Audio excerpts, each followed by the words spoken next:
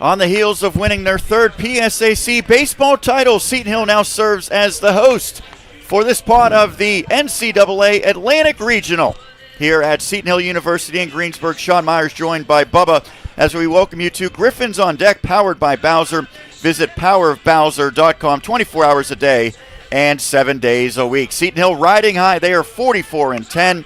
They will meet Shippensburg University, the Raiders, 27-23. These teams met just a week ago. They will run it back here today, but Bubba, Seton Hill obviously riding high. They have captured the PSAC title in very impressive fashion, 4 dominant victories, and they'll look to keep it up here and advance in the NCAA tournament. I know we're going to hear from Coach Maz here in a couple seconds, but I talked to him on the field after winning the PSAC championship, and he said to me, and we talked about how I've never seen, and he's never seen a performance that dominant and a team gelling the way that this team has gelled over the course of this season. Seton Hill, as we mentioned, coming off of the PSAC title for the third time in program history, and they punctuated it in a big, big way, winning 10-0 via mercy rule in 8 innings against Westchester. They will go from one PSAC East team to another as they will battle the Shippensburg Red Raiders. These teams met on May the 10th. It was a 12-1 victory in 7 innings for Seton Hill to open the tournament. We will step aside. We will hear from Coach Maz as he talked to our Dan Flickinger talking about this NCAA Atlantic Regional as we continue here on the Westmoreland Sports Network. This is the Coach Maz Show, presented by Griffins baseball alum State Farm agent Alex Hetrick in Murraysville. Like a good neighbor, State Farm agent Alex Hetrick is there. Here's Dan Flickinger and the head coach of the Seton Hill Griffins, Mark Marizaldi. It is a special NCAA tournament version of the Coach Maz Show here on the Westmoreland Sports Network. Dan Flickinger being joined, of course, by the head coach of the Seton Hill Griffins, Mark Marizaldi, fresh off of a PSAC championship. Maz, congratulations. I know you guys are still flying high, still much more work to be done, but kind of give us a sense, man, of just what it was like and how gratifying it was to win a championship the way that you did, and the celebration and just everything that went on with it. Well, Dan, 20 years as a coach at Seton Hill, I'm not sure that we put together a more dominant 4-game set against conference opponents like we did this past week, and that was in the postseason. I'm just so incredibly proud of our guys. I'm excited for them. The postseason is really just a culmination of all the work that you put in during the regular season, everything that you learn, all the growth that you go through as a team, and to see our guys come together, pretty united in a mission of accomplishing that championship and the PSAC. Did we have a chip on our shoulder? I don't know. Maybe, something to prove that we weren't there the previous year, maybe to prove that our 26-2 record during the regular season was not a fluke, and that we're one of the strongest teams in the league. So I'm blown away about how dominant we played. We were fantastic in every facet of the game, and to do that for 4 straight days against the caliber of competition in the PSAC is really special. And I was just really fortunate to be in the dugout with these guys and witness it firsthand. Well, and we've talked about during the regular season what the success was, what the recipe was for your success, I should say. Great defense, great pitching, and timely hitting. Well, in the PSAC tournament, your time was every time someone stepped up to the plate. It was unbelievable. What do you think led to the offensive explosion in those 4 games? Like I said, it's all the learning that happens and the growth that happens throughout the season. Everyone's ultimate goal is to play your best baseball at the end of the season. But you can't just cross your fingers and hope that, things click at the time that you need it the most. I feel like our offense was so potent because we've put so much stress throughout the year on making good swing decisions. I think in the whole entire tournament, we had 19 walks and 19 strikeouts offensively. That's awesome when you can get to that 1-to-1 ratio. So I felt like any mistakes that pitchers made in those 4 games, we were all over them. And then a lot of marginal pitches, especially early in counts, we were disciplined enough to lay off. And that just makes our offense so hard to pitch against, But yeah, it all started with good swing decisions, and that led into capitalizing with runners on base and just putting up a lot of double-digit runs. Well, you got so many contributions from up and down the lineup. It's almost funny, Matt, as you think back to it. And, Vinny stands out, certainly. Jack stands out. But it's like you can't really necessarily remember a bunch of guys standing out because everybody was hitting the baseball so well. But I do want to ask you about Vinny, the PSAC MVP, hit over 600 for the tournament, 5 for 5 in the championship game. And he told us after the game, and you can see it, he just wants to keep it simple this year, hit the ball where it's pitched. He doesn't strike out very often. What has impressed you the most about Vinny at the plate and his approach this year? I don't know the exact statistic, but we played 55 games.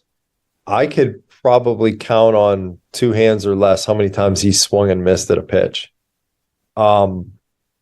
He had so many 2-strike hits and 2-strike RBIs in that tournament. There was countless at bats where he'd take strike 1, take strike 2, and then the guy would throw a slider right on the edge of the outside corner and he'd hit it to right field. And then he'd pull the baseball. Then he'd stay up the middle. He's just incredibly dynamic. And right now he's seeing the ball so well that he's really hard to pitch. And being where he is in the order behind Jack Whalen, where usually there's action there, and in front of Jack Oberdorf, you can't ask for any better production from him right now. Yeah, and he's so humble, man. After the game, after the championship, he said, I think pitchers would rather pitch to me than pitch to Oberdorf. So, it's good to have those guys back-to-back, and with Whalen setting the table, man, that has really been deadly. So, we talk about Vinny, but again, Max Mandler with a huge tournament, Braden Durham, huge tournament. Jober had a tremendous streak to start the PSAC tournament. Then you look at a guy like, Noah Sweeney, who had some big hits. Honestly, it is crazy, Maz, to think that you can't really pick out one guy to say, he was okay. It was just like you were getting contributions literally from everyone. And I know how you do like to move guys up and down the lineup, but I think other than, Eli Snyder, they're starting in the first game, the lineup pretty much stayed the same. That's not something you see every day, is it? Not from us. Right. I don't know if it's right, wrong, or indifferent, but I always I've just kind of believed the shuffle in the lineup, trying to just connect the dots as best as you can from game to game. Logan Vittmeyer, I think. Yeah, how did I missed him too, hits in the tournament. But you're this right. Is what I mean. It's like everyone kind of blended together. Yeah, and it's so cool to see those guys working so well and feeding off each other. The cliche of hitting is contagious. I don't know, man. I think we're a pretty good example of that. When one guy was hitting, everybody was. It was special to see. So that was a 4-game span. Now you have to kind of turn the page. But I guess the question is this offense sustainable? And if not, which we see in baseball all the time, ups and downs. Will the guys have to be kind of ready to fight through that if they do, face, if they're not able to 10-run roll everybody, let's say? Yeah, I really pray that I am wrong. I love being proven wrong, but I don't know if this is sustainable. Our offensive numbers were insane, through that tournament. And the game evens out, right?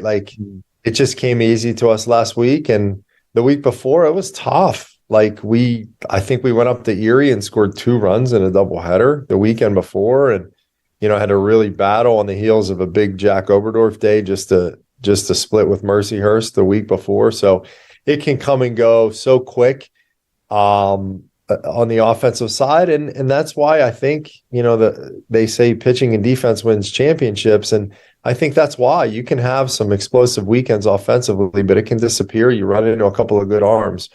So I feel really confident that if and when, we don't put up 10 runs and we got to really fight and scratch and claw just to push a couple across, that we have some other pieces in place, and we've played good fundamental baseball all the way around on the mound and defensively that, we're going to pick each other up when maybe one aspect of our game is faltering.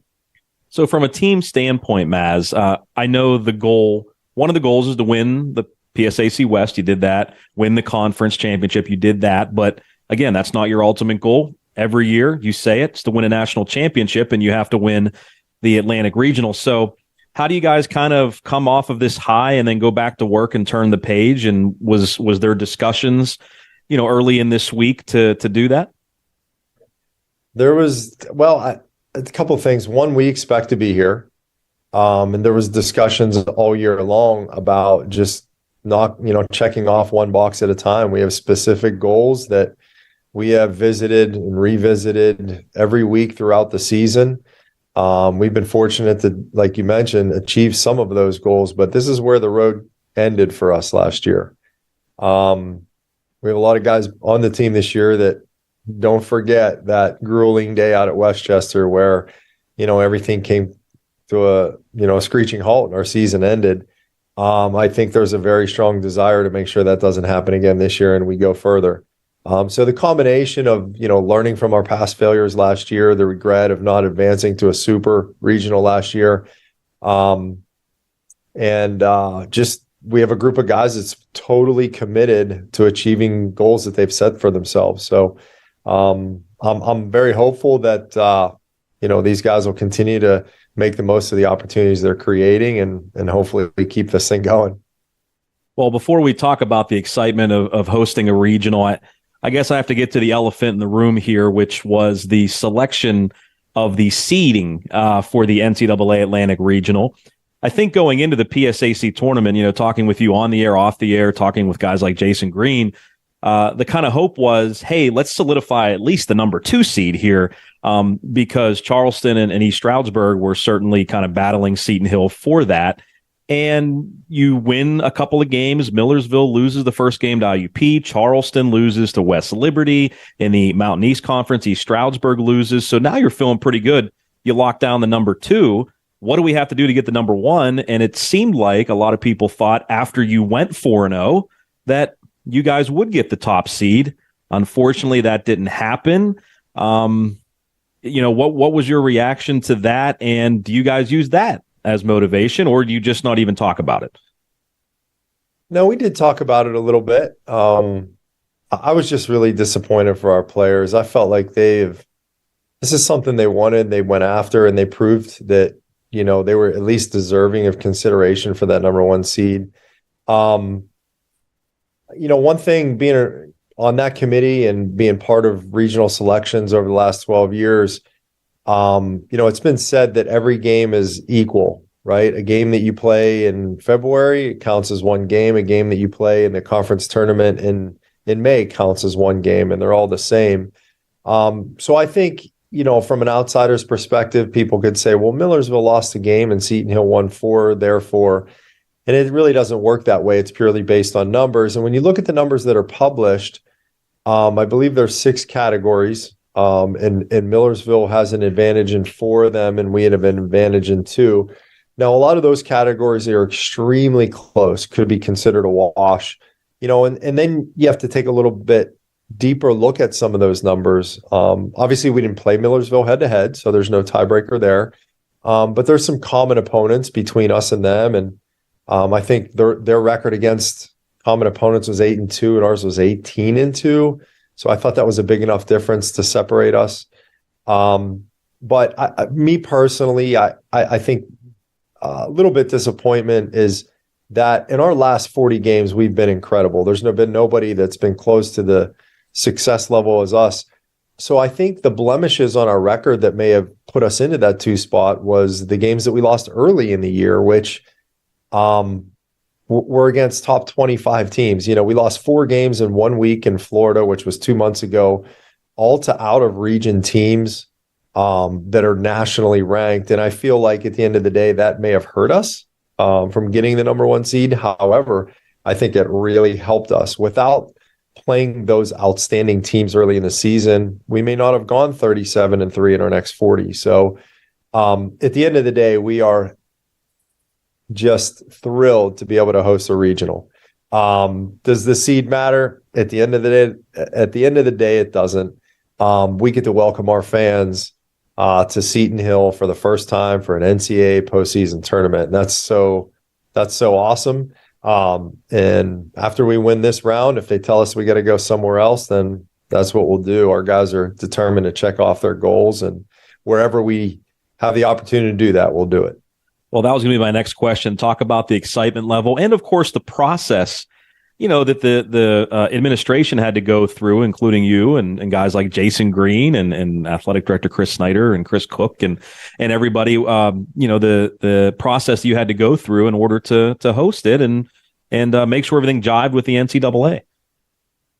Well, I think it was maybe right before the Gannon series. I mean, we were like, I don't know, 20-0 or something. And at that point, you're like, all right, we got a pretty good shot at this. And I got with Chris Snyder and Chris Cook and said, hey, we got to get a bid in here pretty quick. I think we have a shot to host a regional. And I think at the time we might have been ranked third, and we were creeping up on East Stroudsburg, who was second. And Chris Cook was phenomenal. He grabbed the bull by the horns, put the whole proposal together, which is a pretty in-depth process, submitted to the NCAA. We were fortunately approved for that. And as soon as we got approval, Chris Cook and Jason Green really started to get the ball rolling. I'm so grateful and thankful for all the work that they've done. They've been just consumed with, number one, providing a great experience for all the teams and fans that are going to be attending the regional. And secondly, they want to make it a great event, something that Seton Hill is proud of. And in doing that, they're taking a lot off of my plate. They're allowing me to just worry about coaching our team and winning games. So we're just thankful for their efforts. And those guys, Chris Cook and Jason Green in particular, have been pros, and as well as the rest of our campus, food services. And we got a food truck going, and our maintenance department has, cleaned everything up. So it's been a group effort, and we're excited to see it be pulled off here. And obviously super excited to have Westmoreland Sports Broadcasting and everything too. Yeah, man, we can't wait. Should be a lot of fun. Let's transition one final thing for you, Maz, to Shippensburg, a team that obviously you faced in the first round of the PSAC tournament, had a lot of success against, but now they have the chip on the shoulder, coming into Seton Hill, not wanting their season to end. So what do you expect from the Raiders today? A different effort. I think they're coming in with we have absolutely nothing to lose mentality. They're a 7 seed, we're a 2 seed. They're a dangerous team to upset anybody in this tournament. I don't think we won't see the same starter, and we're actually not going to throw the same starter. So there's a little bit of, concern on both ends. Like, okay, things are already going to be different than the first time we played because we've got different starting pitchers on the mound. But I remember seeing it somewhere in the preview for this tournament. The last time Shippensburg and Seton Hill met in a regional, I believe. I read the same thing. Yeah. Really tough day where those guys upset us twice to go to the World Series. So, Pat Pregolo, Maz. Yeah. Wasn't that the kid's name? He was a pitcher and a hitter and hit that home run. Anyway, let's forget about that. Giant killer, man. Yeah. So when you're fighting for your lives, last week was a little bit different. I think Shippensburg and Seton Hill both had a good idea that we were going to be in a regional and there's still more baseball coming, but now there's no more lifelines, and every game, could spell the end of your season, and there's a little bit different fight in everybody. So. Well, this will be the last question, since you did mention the pitcher. Brandon Bergert starts today, not John McCullough. What kind of went into that decision? What's Brandon have to do well today? It was a little bit of not wanting to throw John again against, an opponent. Seeing a guy for the second time in less than a week can really be different. We kind of thought that Bergert might match up a little bit better against our first round opponent, and John could potentially match up better against a second round opponent. That went into it as well. But, all year long, we've sort of had a 1A and a 1B, and even, at times a 1C with Aiden Layton. So, Bergert didn't have his sharpest outing against Cal, and still gave up 0 earned runs. So, we're hoping for, I wouldn't say a bounce back performance from Bergert, but he threw in game 1 of the regional last year and was fantastic. And we're hoping that that recipe is proven to be pretty good for us again today. Maz, good luck. Go have some fun. Go get win number 1. All right. Sounds great. Thanks, Dan. That is Coach Mark Marizaldi of the Seton Hill Griffins, the Coach Maz Show, presented by State Farm agent Alex Hetrick in Delmont. First pitch of the NCAA Atlantic Regional at Seton Hill is coming up next.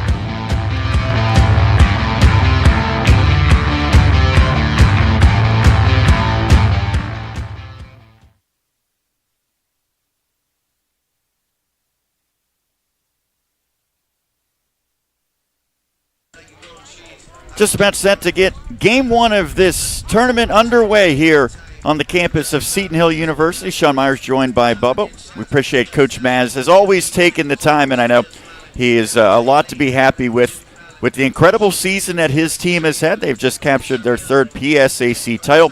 That was a major goal. They said the fact that they missed a conference tournament last year really rubbed them the wrong way. That was one of their focal points all season long. They've achieved that goal. They now move on to the next goal, and Bubba, that begins here today. It is a double elimination tournament, but for the number 2 seed overall from the Atlantic Regional and the host team here in this pod, Seton Hill, you need to take care of business in game one. Absolutely.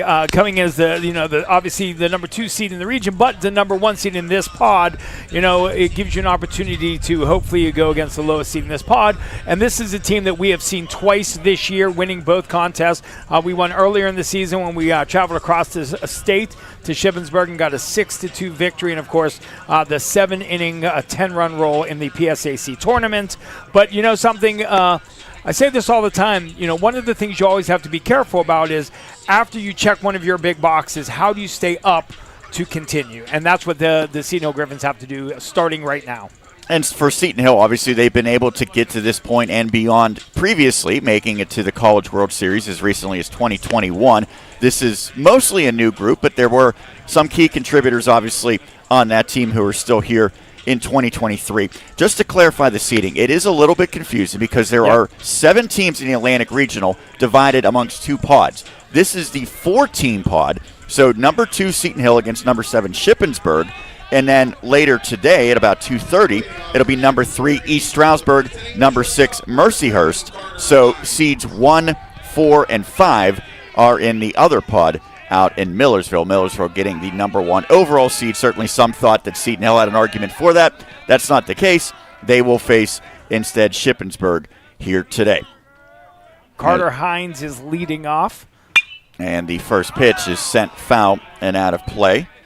Hines is a pretty good player for them, obviously, as the leadoff hitter, batting .350. That bodes well, as he's a guy that can get on base early and often for a team that's, quite frankly, sort of middle of the pack in many of the categories this season. However, they played in the very competitive PSAC East and obviously not only made the conference tournament, but got the at-large bid to the Atlantic Regional as well, as the count's 0-2. Brandon Bergert on the bump for Seton Hill. He's been really good all season long. Absolutely. How does a pitching staff recover from Kevin Voppel? Well, they call upon Bergert here, but a leadoff single, and so Hines is aboard to give Shippensburg its first base runner. Next up, second base. Those were few and far between when they went against Seton Hill and John McCullough last week, as it was just 2 hits over 7 innings for the Raiders in that loss. Hines had 1 of them. You can already sense the energy here up on the hill between the teams. Now a bunt put down to third. Oberdorf, it's going to be a tough play, and he's going to eat it. What a great start for the Raiders as Mike Heckman with a picture-perfect bunt single, and the first 2 batters aboard for Ship. That could not have been executed any better. It's not in a situation. Sometimes the other team has to do their job, and it was definitely Heckman's job to get that bunt down, but he put it in the perfect place where there was no play, and now we have first and second and no outs. Right up the third baseline. What a great bunt. Hines at second, Heckman at first. And now the left-handed swinging Justin Byler steps in. Second team all-conference performer this year. Byler batting .321 on the year. He's got himself 4 home runs, 36 RBIs, slugging percentage of .474. Shippensburg, surprisingly, has been outscored this season.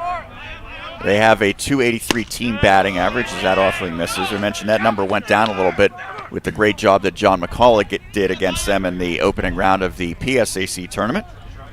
The other interesting thing about this team, they strike out a lot. 320 strikeouts versus 168 walks in the season. Hits that pretty well to right. Mandler going back, looking up. It is gone.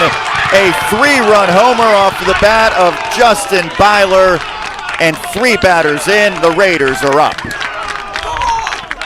Yeah, that's a pitch that lands middle, and obviously Byler, who came into this game with 4 home runs on the season, hit his 5th at a very timely time here in the NCAA tournament. And as good as Brandon Burgert has been this season, this is almost uncharted territory. 7-2 record, a .266 ERA. That's 9th best in the entire conference. Over 64 1/3. He's issued 22 walks and 80 punch-outs, but the long ball plaguing him early. That is the 5th home run he's given up this season. And now a player who can certainly hit home runs. Austin Ball steps in. First pitch strike. He leads Shippensburg with 11 home runs, 45 RBIs, and 39 runs scored.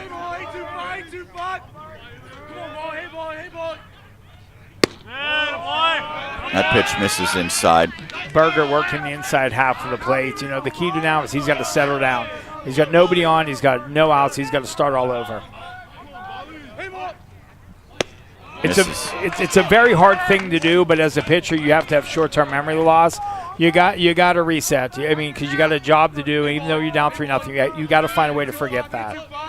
The Griffins gave up just 8 runs total over the 4 games up at Slippery Rock, and there is the 4th hit of this game as ball deposited out to center. And already, Bubba, you have to think that Coach Maz might be thinking of getting someone loose in the pen. Yeah, absolutely. So some of the pitches that Berger's throwing are missing on the edges, which is forcing him to get behind an account. And he's throwing those pitches middle, and obviously Shippensburg is able to catch barrels on this. And now we have a runner on first and nobody out, down 3-0. And that's exactly what I was just talking about. You know, he's just not catching his edges, and here we go again with another at bat down 1-0. Chronister, the catcher at the plate. Runner at first in ball. And they're going to appeal, no swing, as the count goes 2-0. Saw a little bit of a flinch from the home plate umpire. Not sure if you wanted to call it, but here comes Coach Maz, as you spoke about a minute ago. And we'll talk with the entire infield here. If you tuned in a couple minutes late, you have missed already a lot.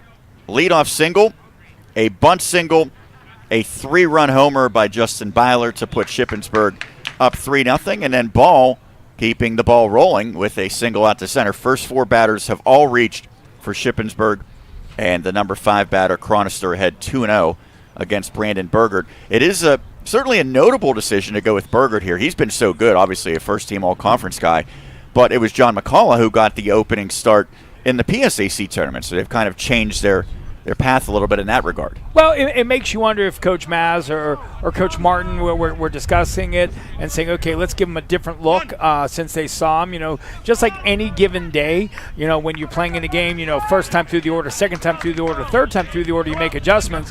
Maybe they thought just a different look from a different arm may make a difference, even though the McCullough did such an amazing job. There's another bunt. This time more routine defensive play as Burgert throws across, and the first out's recorded, although Ball moves up into scoring position. Chronister with the sacrifice. Yeah, and I mean, that's just, it's solid coaching. You know, it's still early, and you know, the Shippensburg staff has to know that, you know, 3 runs is not nearly enough against this the bats of the Seton Hill Griffins. It is a left-handed heavy batting order for the Raiders. Third left-handed stick in the top 6. And that's offering is in for a strike. Giovanni Calamia at the plate. The Texas native. Probably the the speediest player amongst the regulars in the lineup. Team leader with 15 stolen bases, bats just shy of 290. Takes that in as the count draws even 1-1. Just underway in the top of the first. It is a 9-inning game, and there is no run rule in effect for this round, so all these games will go at least 9 innings. Brandon Berger, some of his breaking pitches just don't seem to be quite as crisp as he's used to. Bounces that one, and Vinny Rauso digs it out. We've got 2 balls and 1 strike. Runner on second. It'd be nice to get out of this inning down 3-0, put a crooked number up on Shippensburg. Now, the offense came relatively easy for Seton Hill against Ship. 12 runs, 14 hits for Seton Hill as that misses away. You know, the one thing about pitching is any given day, right? You could have one of the greatest outings and then the next day just not be quite as crisp. Don't know if this is a set of nerves or if he's just got to get himself in some sort of a mechanical groove here.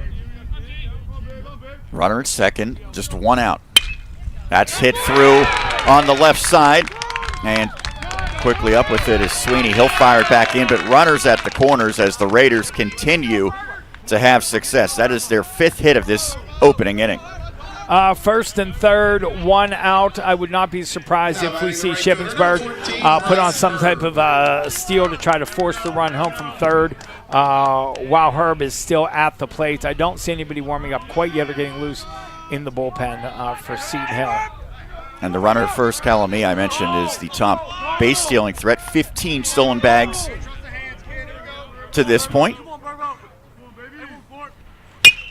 That's a high bouncer to third. Fair ball, so the run scores. Oberdorf did a nice job just to record it out, but it is now 4-0 on the RBI by Herb that scores ball, and Calamia moves to second on the play. Hey, by any means necessary to get it done for them. It was he chopped the ball to third base, second out, which is important for Seton Hill, but they gave up a run while they did that. 8th batter of the inning for Shippensburg. Jackson Delana. 214 batting average as he fouls it back. You know, and this isn't one of those innings where 8 batters come to the plate and, you know, with the errors and walks. They've made very solid contact this entire inning. Nothing more solid than the 3-run blast by Byler that put Shippensburg on the board. They've tacked on another since, 4-0. That actually was his best-looking breaking pitch that he's thrown so far this inning, although it did go for a ball. I'm surprised he didn't get a swing out of that. Calamia at second. First of 2 games to be played here at Seton Hill today. There's a swing and a miss. Good offering by Berger. With all these left-handed batters, Bubba, you certainly wish you had a guy like Kevin Voppel available. You could only imagine the headaches that the Raiders would have against him. Yeah, his breaking pitch would practically be behind the lefties breaking out over the plate, which is a next impossible pitch to hit. That's taken for a ball. Voppel was the ace for most of the season for Seton Hill before he suffered what is likely a season-ending injury. He is not on the roster for this tournament, and there's a number of other guys who have been contributors who were left off because you have to par it down to 25 for this entire tournament. Nice to get a swing and a miss right here. Instead, one that's laced foul on the first base side. Yeah, I mean, once you get to the tournament, getting it down to 25, Coach Maz, Coach Sully have some decisions to make. Who can contribute to the team in every scenario? You know, when you have a full roster during the course of the regular season, you have everybody. But now you got to figure out who's going to play what role at what time to get you to your goal.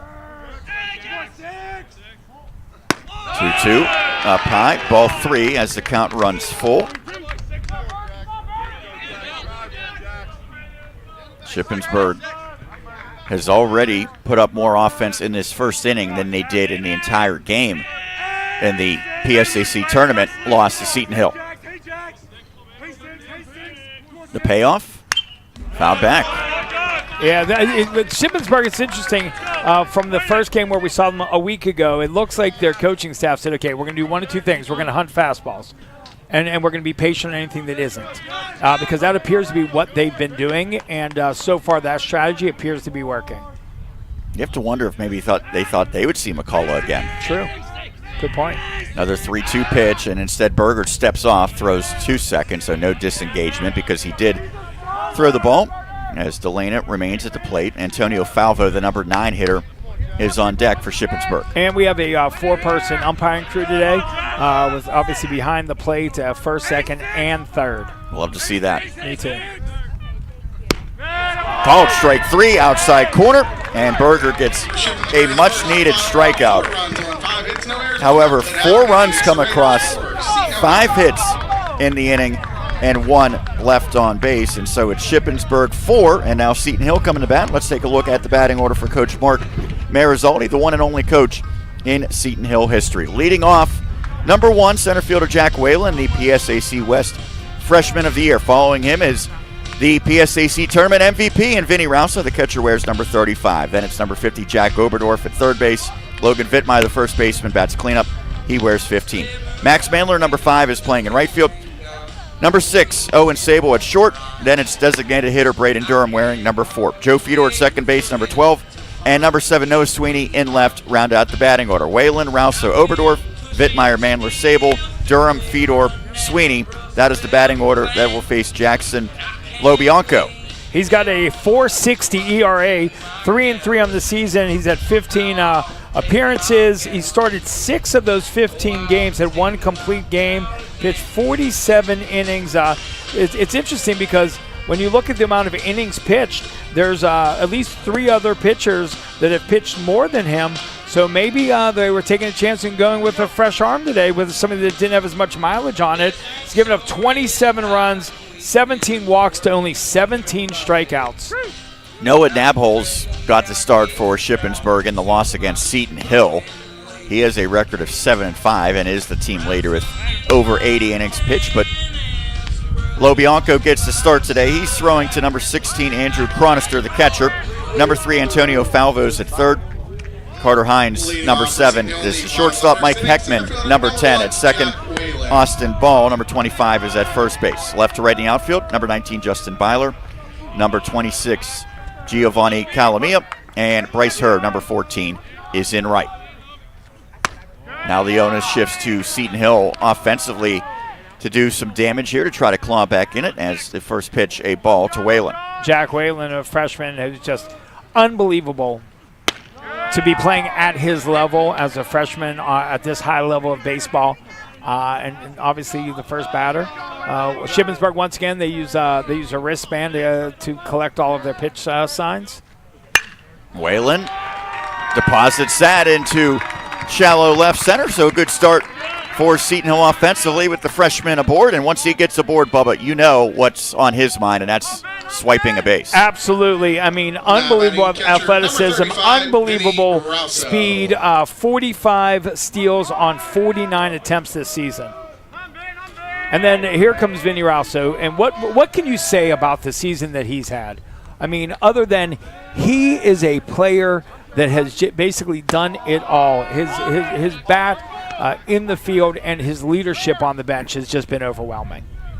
As we mentioned, he is the tournament MVP in the PSAC event, batting over 400 now on the campaign as a throw over. Vinny's numbers are just mind-blowing. I know. 406 average, 518 on base.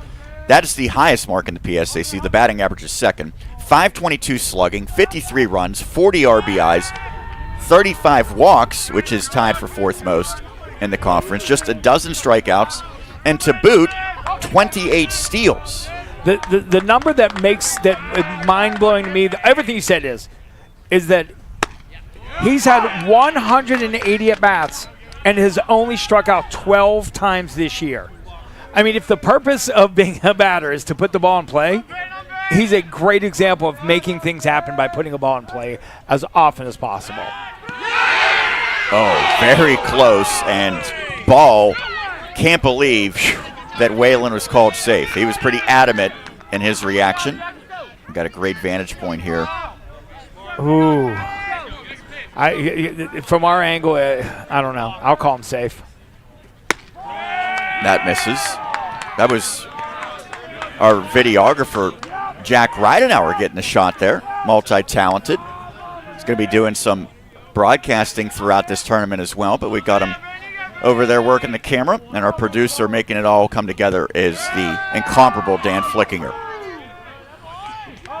Yeah, that was a really good move earlier by Lobianco, and he got him leaning because he knows as well as we know that he's going to try to swipe a base. And there's Vinny drawing a walk. He does that well. First 2 batters aboard for Seton Hill. The one thing that Shippensburg doesn't want to do, if you believe that you picked Waylon off at first base, once again, the same way that we've got to flush the 4 runs, they've got to flush that and move on. You can't allow that. And the pitcher still seems somewhat frustrated as he walked behind the mound after that walk. Next up, third base, And you see on your screen the incredible numbers for Oberdorf. As runner goes, Waylon to third, and he is safe. An elusive slide. Wow! Talk about swimming around the tag, although there's going to be an argument over this. They may see if they can get an appeal to the second baseman umpire. It would be tough for them to change the call after the man on the spot there called Waylon safe. And certainly the throw beat him. But I think what he did was dodged Falvo's tag and then was able to sneak that hand in. Absolutely. Coach Matt Jones walking out there, and he's must be satisfied with whatever explanation he was given because he's walking back to his dugout. It looked like he was sliding in, leading with his left hand, and as he actually spun his body to the right, swam around with his right hand and got to the base, and the tag was never applied. Therefore, we got first and third, no outs for the Griffs. Yeah, Vinny was not running on that pitch. And what do we have, a balk? And so that will play to run. Waylon scores, Rouso goes to second, and now the Raiders seemingly coming apart a little bit here. Well, you heard what with our crowd mic, you heard somebody yelled finally. There's no doubt that he is speeding through his delivery. You got to come to a complete pause. I assumed with 4 umpires they would have caught it a little bit earlier, but it looked like that he's been doing this since he's had Jack on first. And so the Griffins on the board. Rouso now at second, and that pitch outside, and it looks like Lobianco's maybe a little rattled after that. Yeah, I mean, ever since he thought he picked Jack Waylon off at first base, he seemed like he's kind of his body mannerisms let you know that he's kind of frustrated. As Oberdorf fits that pretty well out to left. Byler going back, looking up, and it is gone. Oberdorf just barely clears the fence, and all of a sudden Seton Hill's back within a run. I wish I could tell you that I was surprised, but my God, I am not surprised. Jack Oberdorf has been doing this all season long. The Griffs have been doing this all season long, and just like that, it is 4-3, and there are no outs in the bottom of the first. This is almost a mirror image from the top half of the frame. It was a 3-run homer by Shippensburg's Byler that gave them a 3-0 lead. They ultimately tacked on another. And now Oberdorf with a 2-run homer that gives Seton Hill its second and third runs. And that is Oberdorf's 14th home run of the season. Jack has been absolutely unbelievable. This entire lineup. I mean, if you watch this with the PSAC tournament, just the way they execute is just something that you can just be a fan of baseball watching Seton Hill baseball. Oberdorf was the conference leader in home runs coming in, and so he's tacked on one more to his total. First base for number 15, Logan Vittmeyer. And of all the guys that we talked about swinging good bats, certainly Vittmeyer has been chief amongst them as well. As he rips this one, and that could be extra bases. Vittmeyer makes the turn. He will get to second, and he will stop there. And Seton Hill already has the tying run in scoring position, courtesy of the Vittmeyer double. You're talking about being a mirror image of what Shippensburg did. Outside of the bunt, it is almost a mirror image. The number 4 batter for Shippensburg had a single up the middle. Vitt had a double to right center field. So here we are, runner on second, no outs for Max Mandler. Mandler, all he did in the championship win against Westchester was go 4 for 4. Yeah, That's it? Yeah. Yeah, but and he, It pales in comparison to Rauso, who's 5 for 5. right. And Max, about 2/3 of the season, a little rough spot, worked his way through it, and he's back as good as he's been. And he was nearly hit by that pitch. That looked like it missed him by a quarter of an inch maybe, as the count's 2-0 in his favor. He didn't move. He was taking his free 90 if he was giving it to him. We have seen both starting pitchers really sputter early here, and you have to wonder if this will become a bullpen game very quickly, or if these guys will eventually settle down. Yeah, I mean, I would like to see Brandon Berger come back and settle down. He'll have a chance, although we do have an arm warming up in the Shippensburg bullpen. Yeah, Ethan Miller is one of the two. They got a couple of guys throwing already. Yeah, Lo Bianco has been, he's rushing through his mechanics. I've never seen him before today, so I don't know, maybe that's his natural tendency, but he seems to be very rushed through his mechanics. And once again, that may be the way he pitches, but it didn't seem that way at first. He's a native of Irvine, California.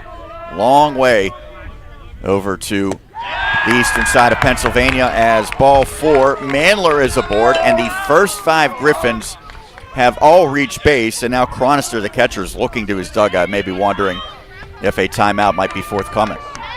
Yeah, he's already made, the coach has already made one visit. This next visit will bring in a new arm. Probably too early, because I'm guessing the pitchers in the pen have not gotten ample time to warm up, so he's going to have to get at least through one more batter. Owen Sable is that batter and takes a called strike.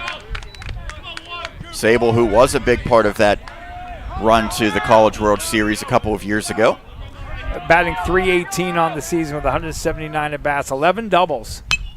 Fouls it back. He is a 4-year contributor, and that will turn into 5 years, as Sable will be back next year. Or at least that's the plan right now. Yep. Hard to believe. Owen Sable, Jack Oberdorf, Kevin Voppel all have plans on coming back next year, which is just fantastic. That misses high. Yeah, most of the guys who have eligibility remaining will be back. A few just have exhausted that eligibility, like Rauso and Vittmeyer.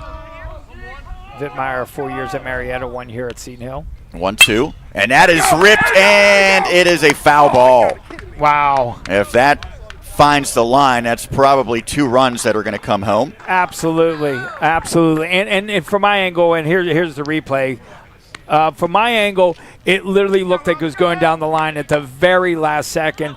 It seemed to pull and be just foul. And with a 4-person crew today, you did have an umpire that was literally standing right there who had the best view of everybody. So that, from my angle, it looked like it was foul. And if he called it foul, I'd believe it. Now the umpire is saying something to Sable here. It is a ball. I'm wondering if he's saying that maybe Sable tried to lean into that. Yeah, I'm guessing that. Oh, he turned. He clearly turned. He absolutely put that elbow out. So had that hit him, they would have not awarded him first base in all likelihood. That is correct. And he warned him. He said that, and the replay clearly showed it. Trying to get those free 90s. Teams that wins the free 90 battle traditionally wins the game. Sable takes that as the count goes full. Obviously, Lo Bianco has gone to the majority of the pitches is his breaking stuff. So instead of Seton Hill hunting fastballs, they're going to be able to sit on some of these as long as he's in the game. Payoff pitch, runner goes, and it's ball 4. And with a slide into second base is Mandler. The base is now packed, and that will prompt a timeout and a pitching change for the Raiders. So Lo Bianco, 0 innings pitched, 3 runs. At least 3. Right, with 3 on the hook. That is not the outing that he would have hoped for. 2 walks, 3 walks, 3 hits. Wow. Yeah, and 2 of those hits were extra bases, a double and the home run by Oberdorf. So it's going to be Braden Durham who faces a new pitcher. And so now the Raiders are going to have to try to get some length out of Ethan Miller. Miller, the junior from Greencastle Antrim. His numbers aren't great this season. He has worked a lot, 42 2/3, but just an 0-2 record and his ERA of 7.59. Yeah, 17 appearances. He started 4 games, 43 hits in 42 innings. As you said, his numbers aren't great. 37 runs given up, struck out 32 while walking 43. I mean, you never want to see that. I mean, you never want to see the walks outnumber the strikeouts to that degree. It's just not the direction you want to go. But he's probably their long reliever, and you know, when your starting pitcher can't even get an out in the first inning, you've got to go to somebody that can go a long duration, hoping that the next pitcher can settle down. Well, Seton Hill has seemingly picked up right where it left off offensively against Shippensburg when these teams met last week. It was a little bit different of a scenario last week, Bubba, because the way that the PSAC tournament is now set up, the first day is a single elimination. Correct. And that's when these teams met. So it was you lose and you're done. And so you have a little bit more of a desperate approach, although the Griffins already knew they were going to be in the Atlantic Regional. There was no doubt based on their rankings. Shippensburg kind of had to sweat it out, and they were the final team of the 7 that got in. And so it's a different scenario because now it is a double elimination, but this is a game that's clearly still up for grabs. Obviously, it's just a one-run game here in the first inning. Absolutely, 4-3. Durham, who just came in as a designated hitter, the second game of the PSAC tournament, 2 home runs, triple. In fact, on the Seton Hill Instagram page, they had a great short video of Braden Durham. He loves triples, and his excitement was overwhelming after he. The base is packed. Nobody out here in the bottom of the first, and that's bounced foul. I hope Ethan Miller performs a little bit better than his warm-ups. He seemed to be struggling in warm-ups, which, by the way, is an issue when you kind of have to rush your bullpen session. You know, if you know you're the starting pitcher, you have plenty of time to get ready to start a game. Sometimes you're rushed at this, and Miller, my guess, wasn't quite as ready as he would have liked to be to go in. Maybe the pitching will settle down, but you remember last year Seton Hill in the Atlantic Regional played a game that was 18-7? Yep. That sort of has a feel here today that it could be something similar. Miller has it. He doesn't have a long backside on his pitching approach. Kind of throws, kind of like a catcher. Short backside, doesn't get long into the backside, pushing through. Which, by the way, for a hitter gives you never quite lose sight of the ball, so you can kind of read it out of hand a little bit better. Vidmeyer, Mandler, Sable all aboard. Nobody out. And that pitch misses inside as the count's now full to Durham, and as they say, nowhere to put him. Miller likely will have to put one over the plate here. Last thing you want to do is come in, bases loaded, no outs, down by 1, and walk the guy and walk in and run. This one's hit in the air, foul. Might be deep enough for a sac fly if it's caught, but it gets out of play. Yeah, bounces past up towards the softball field. I wondered 11 o'clock on a Thursday what type of crowd would be up here on the hill. And I got to tell you, a lot of people must either called off sick or left work early like I did. Yeah. I'll be doing that tomorrow to get here in time as well. We've got 2 games today, 2 games tomorrow, 2 games Saturday, and possibly a game Sunday. Ball 4. There is a bases loaded walk, and Seton Hill's back even. It's 4-all. Wow. If you're Shippensburg and you're the coaching staff, you have to be scratching your head. We gave you, you worked hard, you got 4 runs. Not only how do you give it back, but how do you give it back, and now you got bases loaded, no outs. Yeah, and now if you're Seton Hill, it would be a major disappointment not to really take command of this game. Yeah, Joe Fedor batting .337. He started 34 games. Kind of became the starting second baseman.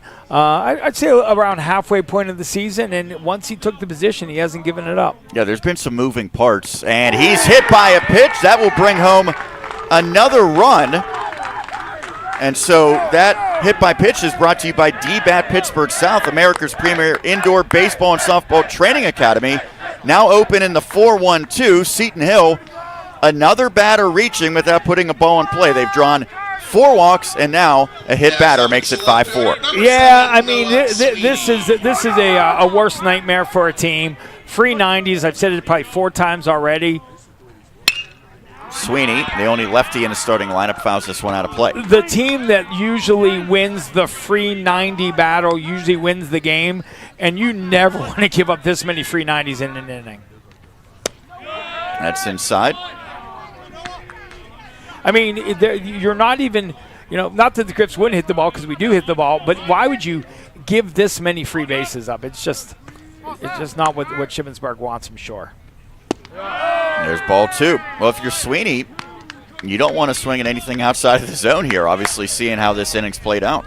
No, absolutely not. I'm actually surprised he swung at the first pitch that he fouled off. I would have taken until I got a strike. That's outside. It's now 3-1. How long, once again, Miller didn't probably get enough time to warm up as he would have liked, especially if he has the mindset of a starter by coming in for long relief. And this is sometimes what happens. Bounce to second, might be 2. It's going to score a run regardless. It is a double play, but the Griffins do get another run. Sweeney, no RBI, but he brings home Sable to make it 6-4. And just like that, 10 runs in one inning. This is just pretty unbelievable. Back to the top of the order, center fielder, Jack Whalen. Now we have 2 outs. We're back to the top of the order. As crazy as it sounds, I think if you're Shippensburg, you take that trade-off.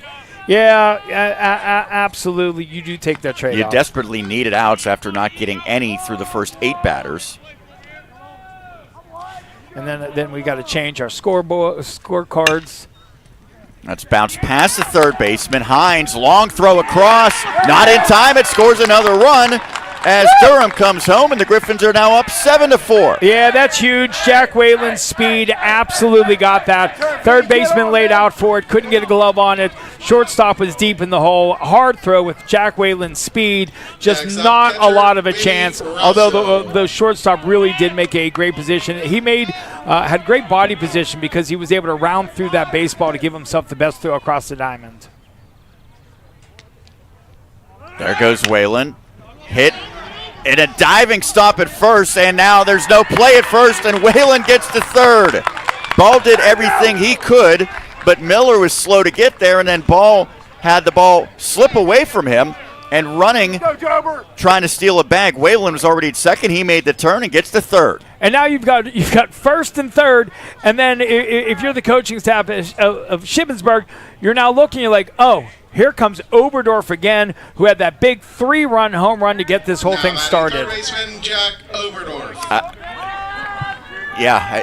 You don't want to face Wittmeyer with the bases loaded, but you can't make a mistake to Oberdorf. I don't know that you ever want to face Jack Oberdorf. Not with the way he's hit the last half of the season. As he hits this one out to right, and Herb reaching back makes the catch to retire Oberdorf and bring an end to an unbelievable first inning. Seton Hill was down 4-0. They now lead 7-4. Don't go anywhere. We're just one inning into this one as we continue the Atlantic Regional here on the Westmoreland Sports Network.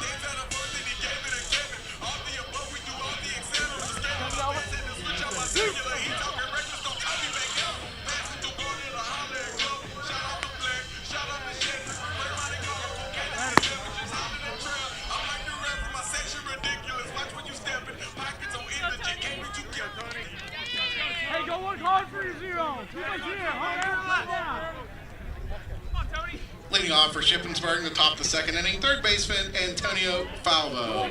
A crazy first inning as the teams combined for 11 runs. We now move to the second inning. Remember, it's 9-inning games here, not the 7 innings we see during the PSAC West Conference play. As diving stop by Sable, throw across. What a spectacular play to rob Antonio Falvo, and that's how the second inning gets underway. You know, we talk about the bats for the Seton Hill Griffins, but boy, we always have to talk about the gloves as well. That Owen Sable is as good of a shortstop as there is in college baseball. I mean, just watching him make that first step and laying out parallel and then regrouping and making that throw across the diamond. Beautiful play by Owen Sable. Back to the top of the order with Carter Hines. He got the 4-run inning started with a single to right field last inning. That last pitch is very important. Here's why. Berger was able to paint a corner, which he was not able to do in the first inning. Now we'll see if he settles down. He's a terrific pitcher. Had a nightmare start to this game, and Hines now 2 for 2 as he gets that one past the diving Fedor, and he's aboard with a 1-out base knock. You know, when you score 4 runs in the first inning and then you give up 7 runs in the first inning, I mean, you got no choice. You just got to come up there and swing the bat because the bat's not going to swing itself, and you got to find a way to get bases. There's a guy who didn't really even swing the bat the first time. It was a perfectly placed bunt by Heckman that allowed him to reach and to advance Hines. They both scored on the Byler home run last inning. Oberdorf is in at third base. That misses inside to Heckman. Oberdorf in and creeping. He's starting out even, and he's creeping, so it looks like he's playing the bunt, although he's just been positioned off third base, and now he's staying deep. Heckman, .353 average to lead Shippensburg entering today. The count's now 2-0. So the first pitch, it looked like they were expecting Heckman to bunt. Once he did not, they repositioned Oberdorf in a more even position, giving up the line. There's a good look at Jack at third base. High bouncer to him, and he's going to have to take it to first as he throws across. Heckman's retired for the second out. Moving up is Hines. He's now at second base. Well, it's exactly why they moved him. That's exactly why. They moved him off the base. He was tighter to the line, creeping for the bunt in case he tried to push it down the line. Didn't happen on the first pitch. They repositioned him, hit it right to him. Great coaching, Sully positioning the defense. Now it's Byler, who had a 3-run blast last inning that opened the scoring. And what was an inning filled with scoring. Vinny setting up away. Good placement. Looks like that's exactly where he wanted it. Absolutely. Yeah, you know, one thing about Berger, if he can paint the corners, he's so effective. The first inning he struggled there. Much better this half inning. Trying to put up a 0 after giving up 4 runs in the first. Swing and a miss. Bounces away from Rousso, but no chance of advancement. As painting the corner and then coming with a good slider that came in on the hands of the lefty. I mean, that's literally, that ball just fell off the end of the table right there. Hines was so concerned about Rousso throwing, he actually went head first back into second. The count 0-2 is Bergert, who's a big-time strikeout pitcher. Looks to end the inning courtesy of a strikeout, and he will. Caught looking is Byler, and Bergert responds. No runs, 1 hit, 1 left on base. We played an inning and a half. Griffins up 7-4 over Shippensburg. It's the opening day of the PSA or of the Atlantic Regional of the NCAA tournament right here on the Westmoreland Sports Network.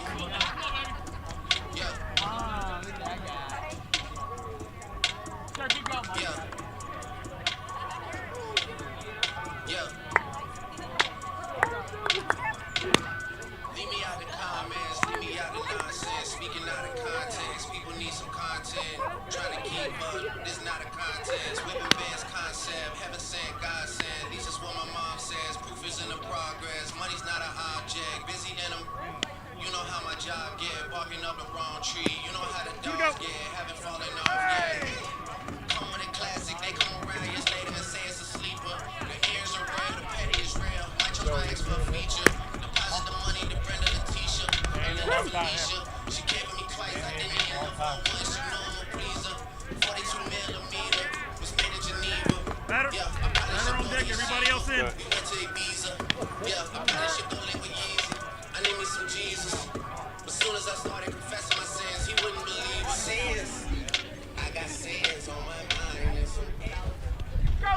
Leading off for the Griffins in the bottom of the second inning, first baseman Logan Vittmeyer. Saw some activity for the Griffs in their pen as they're glad to be back on offense and a first pitch ball. You know, back to the Burger strikeout to end the inning. He threw that slider in the dirt, which got a swing, and then he locked him up with a two-seam fastball. Because what it did was it got the batter's eyes down, and then when that pitch came down, it looked like it was going to be out of the zone, and then it ran away from him and just locked him up. That was a great pitching for Burger then last inning. 2-0 and a strike from Ethan Miller. So often with pitching, the goal is to get the batter off balance. Sometimes getting their hands away from their bodies, sometimes getting them inside, and altering that to keep their line of sight different as well. That was not a competitive pitch there from Miller, and it hit so hard off the backstop it nearly came all the way back to him on the ricochet. As he'll toss that one aside. Vittmeyer with the big double to the right center field gap. I mean, talk about a great addition to this team this year. 1 year of eligibility left, 4 years at Marietta, and here he is making an amazing impact on this team. And that one nearly caught him. It goes for ball 4. He will take his base, and for the second time, Vittmeyer is aboard. And obviously you look at the extra base hits looming large, but I think the biggest issue plaguing the Raiders so far has been the free pass. Absolutely. Absolutely. The coaching staff of Shippensburg, that has to be besides themselves right now. Because, I mean, it's one thing if somebody barrels the ball. It's another thing if you're giving them the bases. That's low. Yeah, as good as Seton Hill swung the bat last week, you can't give them anything for free because they're certainly going to earn plenty on their own. Yeah, absolutely. I mean, in no level of baseball can you give up this many free bases. And that will find a hole. Max Mandler on board for the second time after he walked in his first plate appearance. That moves Vittmeyer. And Seton Hill not slowing down after they put up a 7 spot in the opening inning. I got to tell you, I'm a bit confused. It looked like the shortstop was pinching for coverage, which left a huge gap on the left-hand side. He was moving. If you look at the replay, he was moving back to the hole, but it looked like the shortstop was actually moving towards second base when the pitch was thrown, which is a bit of a surprise with the righty up. Sable, who drew a walk last inning, shows bunt this time and pulls it back for ball 1. And they're going to appeal. But, yes, he did indeed pull the bunt back. The one thing about a Coach Maz team, you got to bunt. Doesn't matter who you are. Doesn't matter where you are in the order. If it's time to bunt, it's time to bunt. There is that bunt, and the only play is to first. And so Sable is retired, but he does his job. It goes 1-4 on the sacrifice. And so the other two, Vittmeyer and Mandler, move up 90 feet respectively to third and second. Now we have one out runners on second and third. Next up, designated hitter Braden Durham, who in the PSAC tournament was as hot as anybody. Yeah, he was so impressive, and he has battled some injuries late in the season. Hasn't been in the lineup every day, but when he's been in the lineup, he has always made an impact. Has the average to 338. He is a second-team all-conference honoree, one of 10 Griffins to garner those accolades here as the infield is in. Yeah, Durham really stepped up in the PSAC with the 2 home runs. In fact, he had a home run, it was a walk-off home run, but it was a walk-off to 10-run the game to that happened twice, I think, right? He and Oberdorf both provided those. Absolutely. Over the 4 days up at Slippery Rock. Durham is a student of hitting. There's no doubt about that.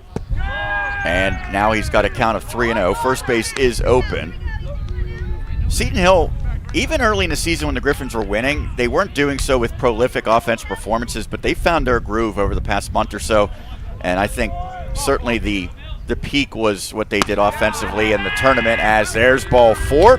Durham is aboard. That is the third walk issued by Miller after his predecessor, Lobianco, also issued 3 walks.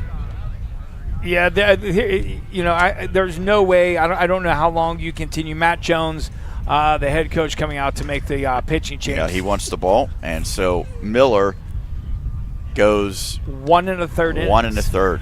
Wow. Fans, take home a unique souvenir from today's championship. And so visit the NCAA merchandise I believe tent JT Weaver located behind is the going to take Shippensburg over. dugout for some great championship And so gear. Weaver, a freshman from Manheim Township in Lancaster, and his numbers aren't all that pretty, although being a freshman pitching in this conference is not easy, and he's going against one of the very best teams and perhaps the best team in this entire conference in Seton Hill. 6.87 ERA, 15 appearances, started 10 games. He did have one complete game, 56 innings pitched, 49 runs given up, 53 hits. And now the one thing about him, he's struck out 60 while only walking 24. So I'm guessing that we will not see the control issues with JT Weaver that we saw with Lo Bianco or Miller. Well, he, much like Miller did, inherits a bases-loaded jam. And so I was talking about how Seton Hill just got better and better as the season went along offensively. Obviously, they were always terrific in terms of their pitching and their defense, but they were winning a lot of games without necessarily smacking the ball all around early in the season. Their numbers now, they have scored the second most runs in the PSAC. They have the best batting average, second best on base percentage. They rank fourth in slugging and second in stolen bases. So they have developed into an upper echelon offensive team to go with maybe the best pitching and defense combination in the conference, certainly up there along with East Stroudsburg, who Seton Hill might see potentially as soon as tomorrow in this tournament. Yeah, and you said it. Talk about a team that's just kind of put it all together. A team that can hit, a team that's great on the bases, a team that can field, and a team that can pitch. I mean, at every level of baseball, very rarely do you see a team that has all parts syncing that way. And right now, not even right now, since Florida, they have just continued to get better and better and better and better to bring them to where they are today. One out, bases loaded, no runs across yet in the inning, but Seton Hill positioned to change that with Fedor at the plate facing Weaver, the third pitcher already for the Raiders, as a swing and a miss. Be nice to get another crooked number up there for the second inning. There is no 10-run rule, as we talked about earlier in the tournament.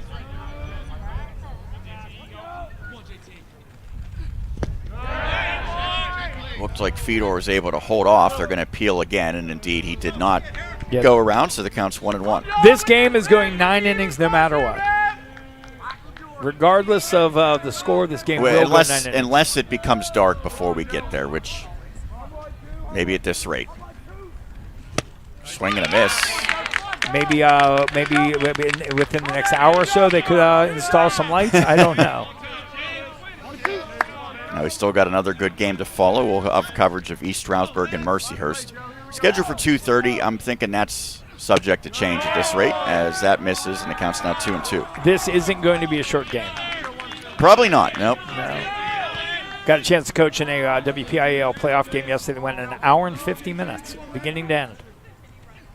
As that's inside, and Weaver went tumbling after that pitch. Sliding a little bit on the mound. Artificial surface mound here at Seton Hill. No dirt anywhere to be found. And that's fouled off as Fedor stays alive. I believe when this field was first built, though, home plate and the pitching mound were, in fact, dirt on some level. I remember having a conversation last year about that. Now, Seton Hill, when the baseball program began 20 years ago, didn't even have a field here. That's unbelievable to think about. Oh, 4 bases loaded walk. That's happened now twice, in addition to a hit batter with the bases loaded, and the Griffins will gladly take their 8th run. It's 8-4. I got to find the balance, but I struggle with understanding, and I'm a guy that does a lot of coaching of pitchers, right? And I know the pitchers have bad days. It just happens. But at some point, you've got to say this many walks, this many free 90s is just unacceptable. You just have to – you've got to find somebody that's going to come in from the bullpen and just throw strikes. And if they hit it, they hit it. But you just can't keep giving them free bases. No, you mentioned by the numbers, Weaver has done a pretty good job of that as Sweeney hits it out to left. Not all that deep, but should be deep enough as Byler is going to unleash a throw and not on the mark as a sacrifice fly. Sweeney does his job. He brings home Mandler, and that makes it 9-4. Wow. You're saying it was, and by the way, Durham and Fedor did, neither one of them advanced. Yeah, Coach Maz is, I think, maybe conveying that message to them right now. He's doing something pretty adamantly. 2 outs. Runners on Back first to the and top of second. the order, center fielder Jack Whalen. And now Whalen, who's already got a couple of hits.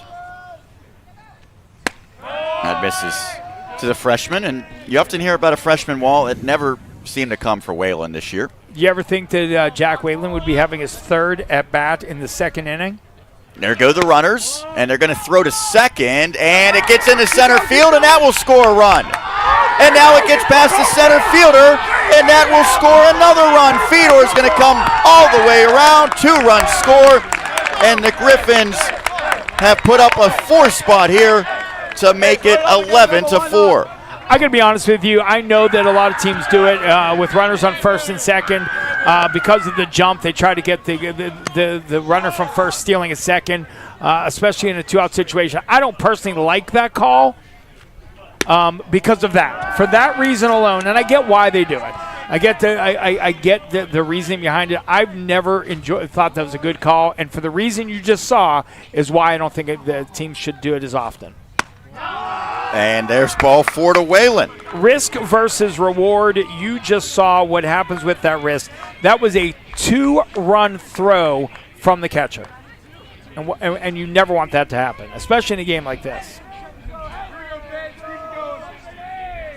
Now Marcus Weekland, one of our great videographers of year past, has chimed in. He says, "Come on, you Griffins." Stealing a line from TJ DeStefano, perhaps. So it is E2, E8 that allows both runs to score. And that's a tough break for Weaver. He's already struggling, and he comes in, and then the defense doesn't help him out whatsoever. Leaving everything up high. Not quite finishing his pitches as well as he should. Rouso's at the plate. Now, if you're Whalen, why not? Absolutely. And when you sit there and think about it, regardless of what team you are, if you're playing against Seton Hill, you got to be looking at the lineup saying, well, where's the weak spot? Where's the guy that we can kind of go right at? And there's nobody in this lineup you can go right at. I mean, you can't.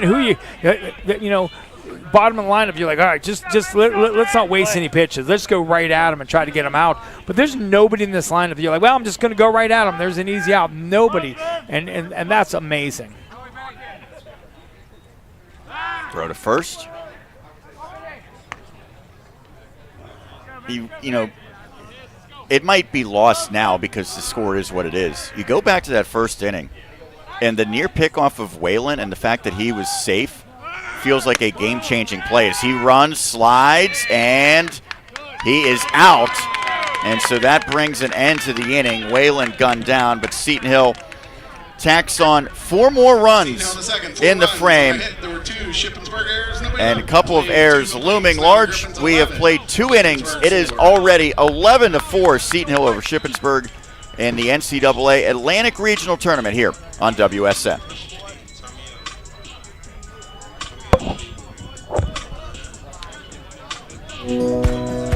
Seton Hill University is more than academics. It's an experience. It's student clubs, camaraderie, leadership opportunities, individualized guidance from faculty, and much more.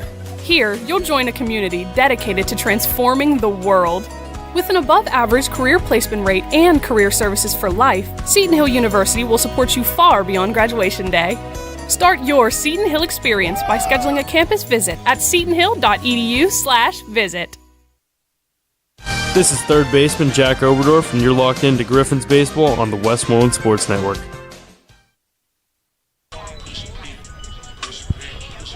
Oh, it feels like we've played a whole weekend of baseball already. We're just 2 innings in, and it is 11-4 Seton Hill in front of Shippensburg. At the top of the broadcast, I made a comment, and I said, when you check some major boxes as a coach in a program, how do you keep the team up? That was my question. And we just won a PSAC championship. Very emotional weekend.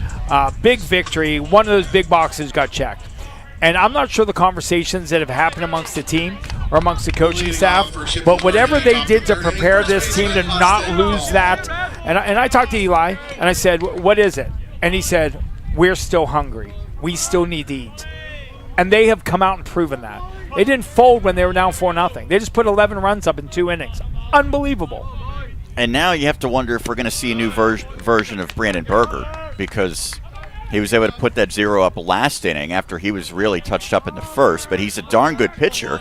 And so if he does find that groove, maybe he is able to give some good innings here as he misses in the first 2 pitches to the dangerous Austin Ball. And that's one of the strengths of the PSAC tournament, was they were able to preserve their bullpen pretty well, which really gave them an advantage throughout the course of that tournament as well. It would be nice to see Brandon go a little deeper in this game.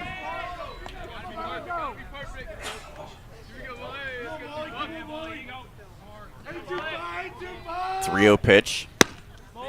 That's in for a strike. Ball had a single in the first inning, came around to score on a ground out. 39 pitches thrown already by Berger.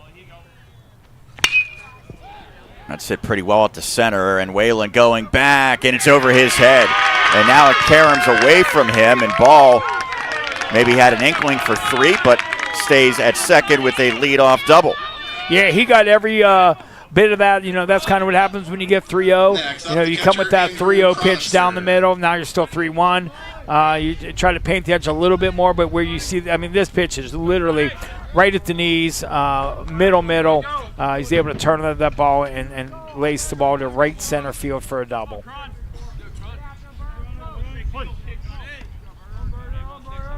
Still baseball being played. Shippensburg is not going to pack up and go home. They know they're here for 9 innings no matter what, too. That misses to Chronister. Looks like Jack Laird is getting warm in the bullpen for Seton Hill. Hey, he's a guy that hasn't been used a ton this year, just 13 innings.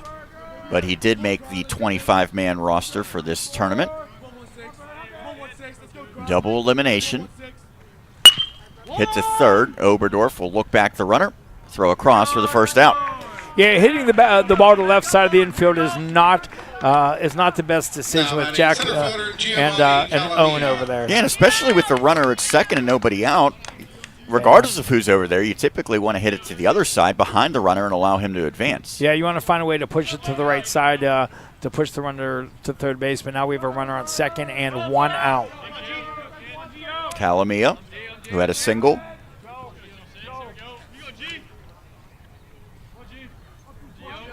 Berger, as we mentioned, a first-team all-conference as a swing and a foul tip. And it was, to me, I don't know how you determine this guy's first team and this guy's second team when you're looking between McCullough and Berger. And quite frankly, Layton wasn't far behind either. Right. Layton, to lose a pitcher of the caliber of Voppel and to still maintain this level of staff is really impressive. And that's hit well to right. Mandler going back, and he won't be able to get it. It's over his head off of the fence. And because the runner had to hold, it's a double, but Ball moves up just 90 feet. Well, I got to tell you, I'm not sure that was the best read off of the bat because, we're up in, obviously, in the press box right behind home plate. Off the bat, just seeing the way that Max kind of glided towards it, you could tell that he had the feeling that it was over his head. I'm thinking that the runner on second base, Ball, probably should have gotten a better read on that. Well, he looked like he was going to tag up there. I don't know if you saw that, Bubba. He was standing on the base, and that seems like a miscalculation. Yeah, that's a really bad read off the bat. And we'll see if it costs the Raiders here. It might. This is popped up, and on the infield, Oberdorf underneath it makes the catch for a massive second out. Yeah, I got to, it really, really is. That ball off the bat going back to the double by Calamia. Max Mandler covers a lot of ground, does a great job, and you could just tell that he knew that it was going to be over his head, that he was going to play the carom off of the fence. And I know it's easy for me to say here because I'm able to speak after I see how the play unfolded. But the first thing I think of is there's already 1 out. you don't gain a ton by tagging up and getting to third with then what would it be 2 outs if the ball was caught, as there's a strike. Now, if there's nobody out, then you say, okay, moving up on a fly out does really have an upside, but not nearly as much when there's already 1 out. So I think you want that runner to go halfway. Not with that launch angle and the exit velocity. It just, at least from my angle, maybe it looks different from second base, so I don't want to be overly critical, but from my angle, I mean, that looked like a double all day. But once again, at second base, it may have looked differently. Well, keep this in mind. Any team that goes against Seton Hill, you probably feel like you have to play nearly perfect to beat the Griffins right now. Absolutely. And even perfect might not be good enough. 0-2 pitch. Outside, that one taken by Delana. Berger with some good velocity on his 48th pitch. 48 pitches in 2 2/3 innings. Now, the way this tournament is set up, it could potentially extend till Sunday, but that's not a guarantee. It might just be a 3-day tournament. As a swing and a miss, and Berger, for the 3rd consecutive inning, rings up a batter to end the inning. No runs, despite 2 doubles in the frame. There were 2 left on base. We played 2.5. It is 11-4. Seton Hill in front of Shippensburg to open this NCAA Atlantic Regional here on the Westmoreland Sports Network.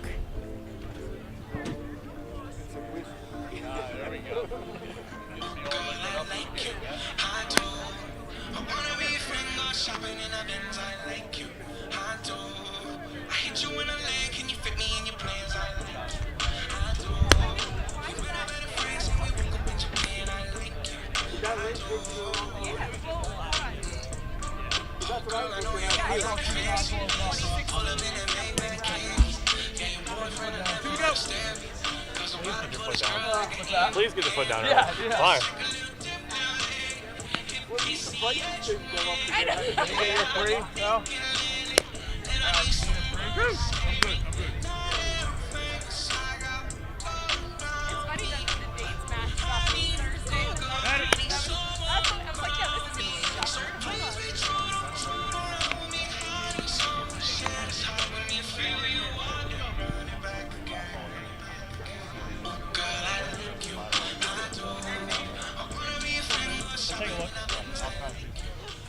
Leading off for Seton Hill in the bottom of the 3rd, the catcher, Vinny Rauso. Griffins leading by 7. We move to the bottom of the 3rd, and Vinny Rauso leading off. Hard to believe that they got 2 doubles and did not score a run that last inning. Yeah, don't see that often as a first pitch strike from Weaver. Vinny also with his 3rd at bat, a walk and a single.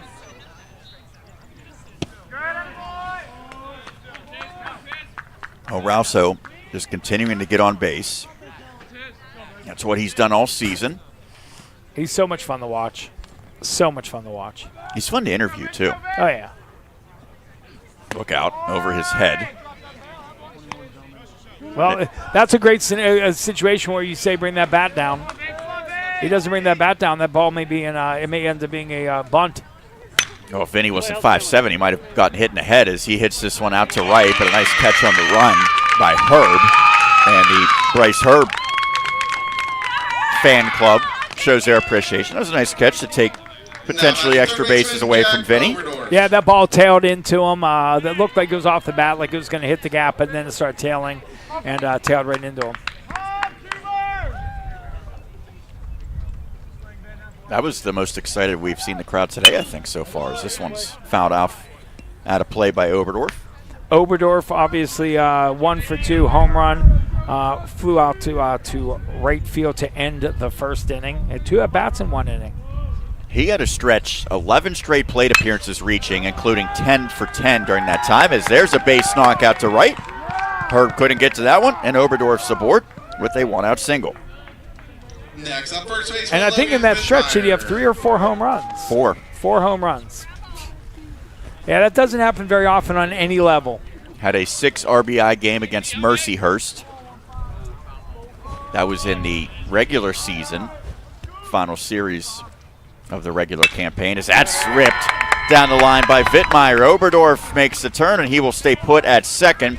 Back-to-back base knocks by Oberdorf and Wittmeyer, and once again, the Griffins are in business. You know, at this level of baseball and any level of baseball, I mean, you just can't stop, right? You just can't stop because these are all reps. There's muscle memory involved. You just have to continue no matter what. You don't suddenly feel bad because you're up 11-4. Mandler to the plate. He's reached twice today. In for a strike. He's 1 for 1 with the single, walked in the first inning, 2 runs scored. 1 out, 2 on for Seton Hill. That misses inside to Mandler. Mandler scored on a sacrifice fly. Upper St. Clair product. Hit by Noah Sweeney in the second inning. Towards first. Nice play by Ball as he takes it himself. Both runners advance. There's now 2 outs, though. Upper St. Clair with a big win yesterday in the WIPIAL playoffs. They beat North Hills, and both of his brothers played vital roles in the game yesterday. I think the brother that's coming here to Seton Hill had 2 hits yesterday. You're paying close attention to that 5A bracket. Absolutely. That misses to Sable. Sable's Norwin Knights in 6A will begin their postseason soon. Yeah, they had a long time off between the end of the season and the beginning of their playoffs. There's a strike. Yeah, I asked Craig Spizak, who's the coach of Norwin, and he says that ultimately he would like to see 6A go to series in the playoffs. That's a great idea. As that is off of the glove and will score at least 1. And now a throw home, and it is in time as Wittmeyer's gunned down. Oberdorf does score on the play on the single by Sable, but the inning comes to an end. Seton Hill plates 1, courtesy of 3 hits, and there was 1 left on base. 3 innings in the books. The Griffins up 12-4 over Shippensburg here in the NCAA tournament and the Atlantic Regional as we continue our coverage of it right here on the Westmoreland Sports Network.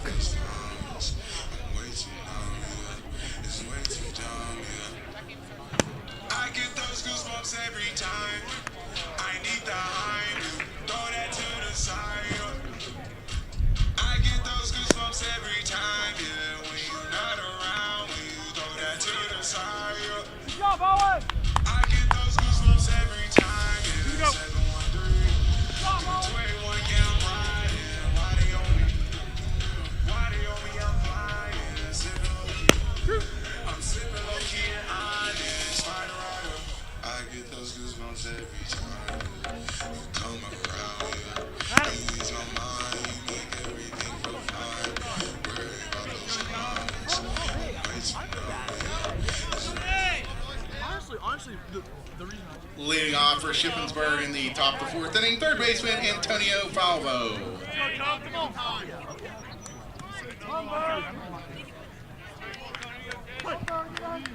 Third of the way through this one. It is 12-4 Seton Hill over Shippensburg here on the Westmoreland Sports Network. We appreciate everyone tuning in. If you want to chime in via email, feel free to do so. Our producer, Dan Flickinger, will convey those. You click on the envelope and then write us a message. Number 9 hitter Falvo at the plate. He was robbed by Sable in the second inning. I got to be honest with you, I was a little nervous on the Wittmeyer slide.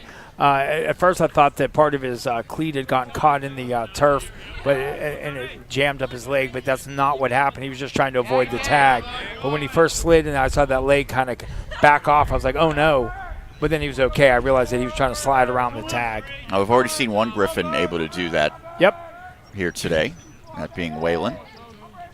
2-1 pitch to third. Oberdorf, as good as there is at the hot corner, throws across for the out.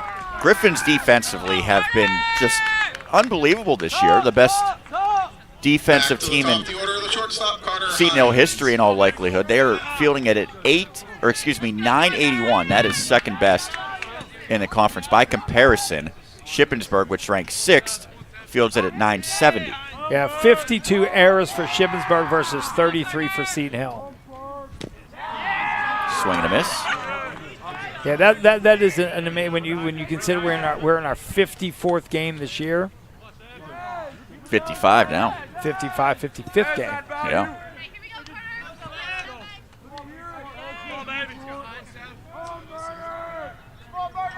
Berger, after giving up 4 runs in the first inning, out there shoving still. Looks like that one just missed. So that's a popular term now, shoving. Yeah. So that's a complimentary term to a pitcher. Absolutely. If a pitcher's shoving, he's doing his job. Heard that about Mitch Keller quite a bit recently. Wow, interesting. Berger threw a pitch. Umpire called it high. Came right back to it. Same exact pitch, called high again. He must have seen something that he didn't like. He wanted to throw it again. Give him another look at it. And that works down the right field line. And so Hines has a 1-out single. He's now 3 for 3. He has a contingency of fans here. There's no doubt about it. Catches the ball in. That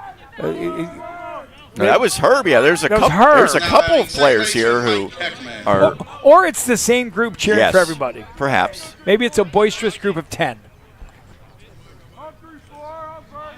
Brings up Mike Heckman, second baseman.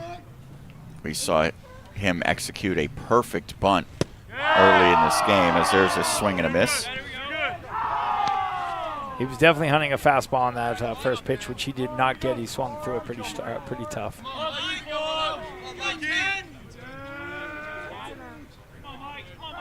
Hines has a 16-game hitting streak going, by the way, and he is really on a heater as he stands at first base. The count 1-1 to Heckman. Yeah, came into the season, into this game hitting .350. Interesting, though, he's only played 23 games this year. Yeah. So don't know if he battled an injury or maybe if he's one of those players like Joe Fedor who started the season on the bench and worked his way into a position. Well, he was a regular for them last year. 39 starts out of the 41 games he played, just shy of 300. As there's a swing and a miss, and now it gets away from Rousso, and that allows an advancement. And so Hines gets the second on the wild pitch. Then I'm just gonna take a guess and estimate that Hines was battling some kind of injury that kept him out of the lineup for that many games.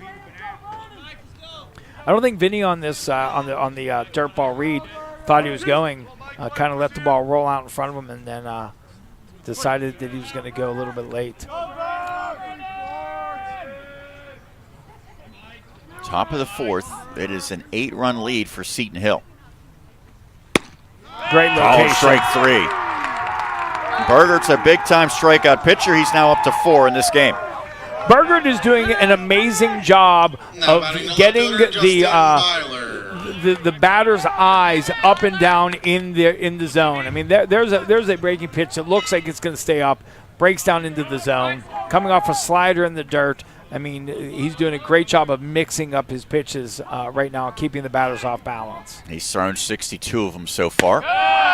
Going to that breaking ball quite a bit here as he gets a strike on Byler, who did the major damage in the first inning with that 3-run homer. Yeah, absolutely. I mean, we knew Berger had it. He just wasn't sharp in that first inning, and he's really settled down here in the subsequent innings. And you have to wonder, Shippensburg obviously is a team that has been battle-tested and had a lot of success, especially under their head coach as a swing and miss. But they look maybe a little shell-shocked after that 4-run lead turned into a very quick 3-run deficit. Everything fell apart when they thought Jack Whalen was picked off of first base, which maybe he was, but it was called safe. And then remember, he had that elusive slide as he was nearly gunned out at third base. Absolutely.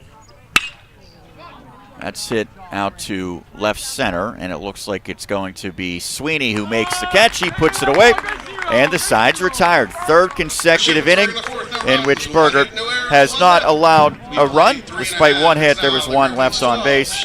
We head to the bottom of the fourth. Griffins up 12-4 here in the Atlantic Regional. First day of it. Our coverage continues right here on the Westmoreland Sports Network.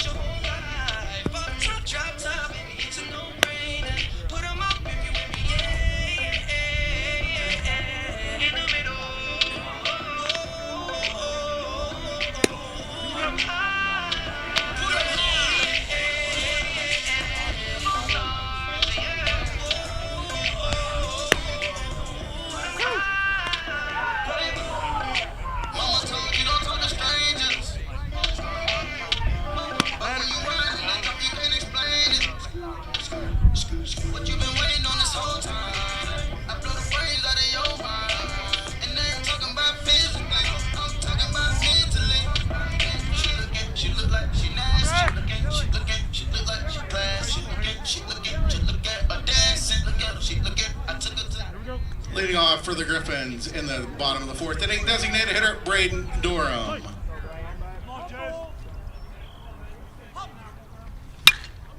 First pitch, Durham hits in the air, right side, and drifts out of play.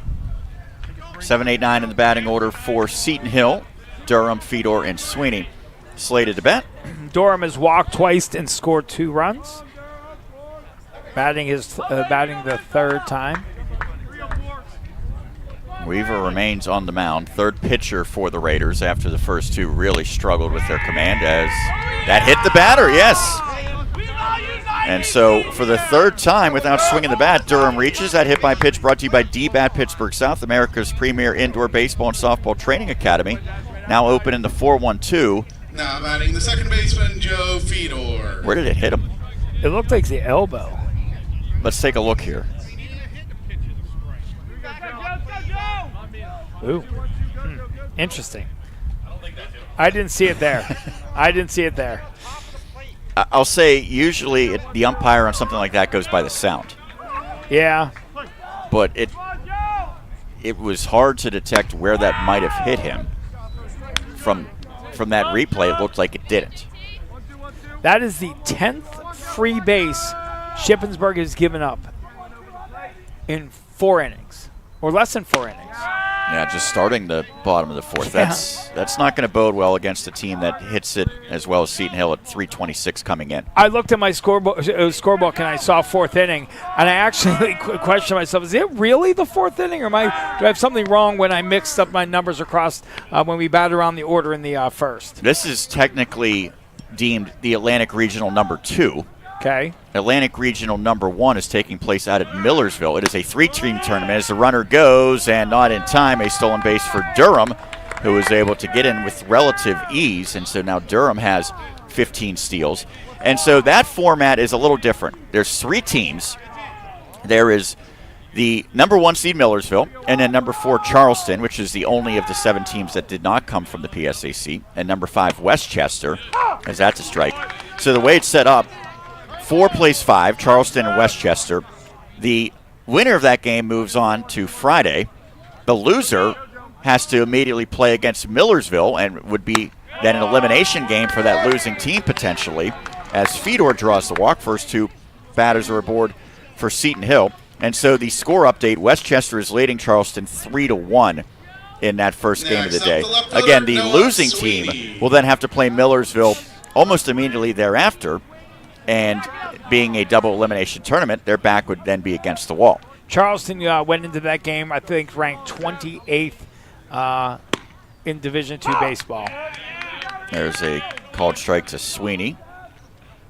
I think it was a called strike, not on the offer. No.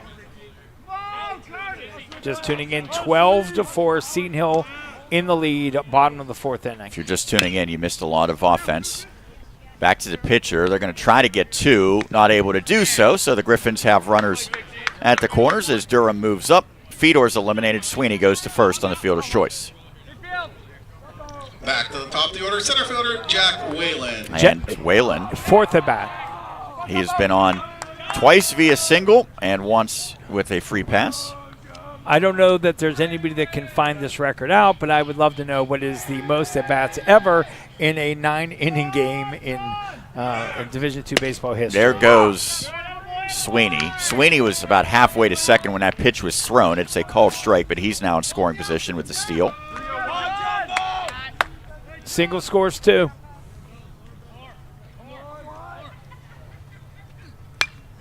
Whalen fouls it back. It's now 0-2, and if you're Weaver, you got to be thinking strikeout here. Absolutely. With 1 out, runners on second and third, you don't have a force in the infield. Either strikeout or pop-up. Whalen does not strike out all that much. 19 Ks this season. But think of all the plate appearances he's had as he laces that one, and it hits off of the outfield fence of the softball field here at Seton Hill. It was the softball team at this time last year that was making a run to the College World Series. Their season unfortunately ended after the PSAC tournament this year, as that is sky high, not very deep. You never know. Oh, and near collision, but Byler does make the catch and no opportunity to tag up. That's a crucial second out by Weaver and the Raiders. Yeah, that was a challenge. That ball got way up there, took the elevator shaft up, and that's one of those plays, especially up here on the hill where the wind can swirl one way or the other, although the flag isn't doing much out there in right center field.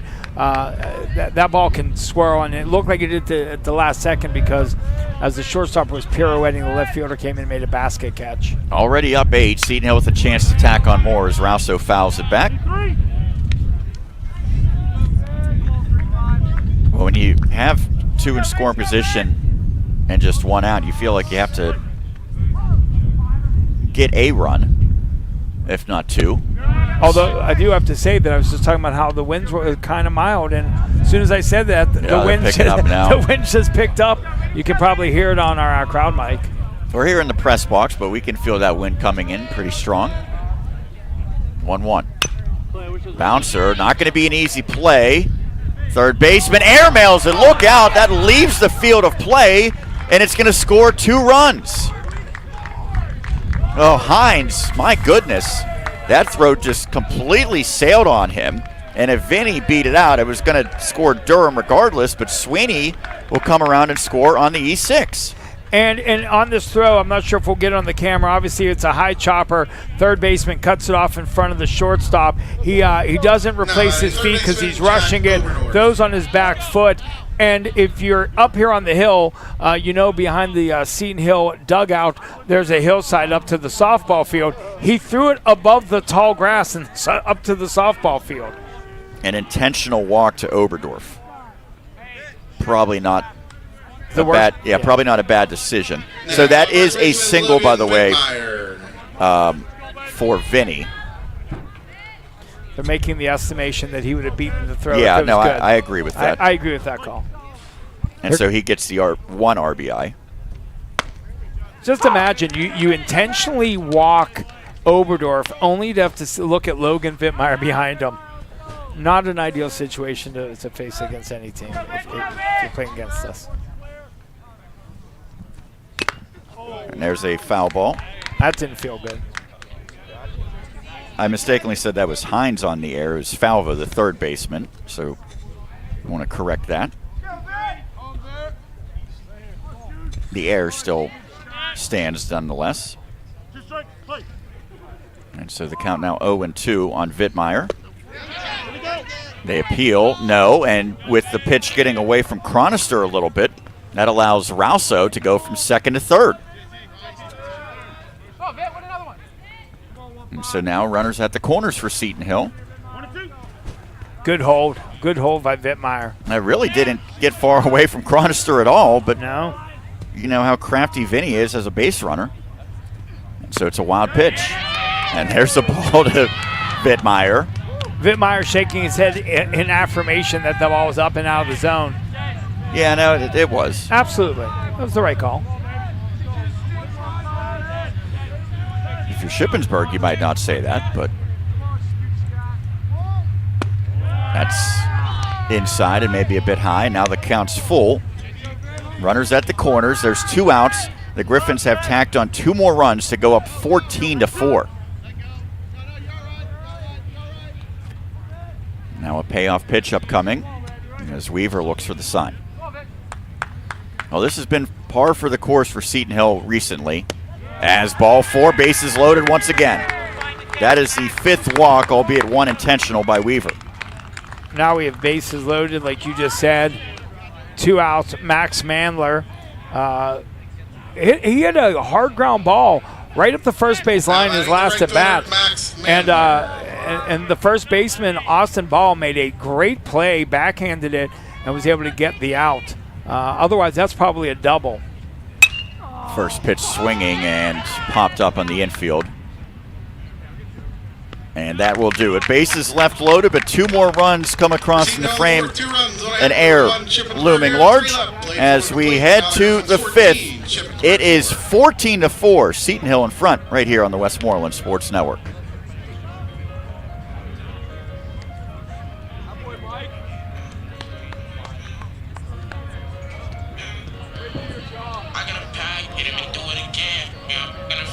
got bands, money I'm flying to friends, drinking till I'm clean. You got a man, know what I do to your mans. Know I ain't in their hands, took an airline, took on a gang, crash a Rari, so I hop so big. It's crazy how they watch a young go move. It's crazy worry about yourself, make a move. You steady watching all the winning, you gon' lose. I don't gotta prove. You steady watching all the winning, you gon' lose. I don't never lose. Flying my mom to Japan, flying my dad to Japan. We in the bands, we gon' link up with the fam. Yeah, I'm talking NBA. Yeah, buddy, I don't never lie. The chopper making dance.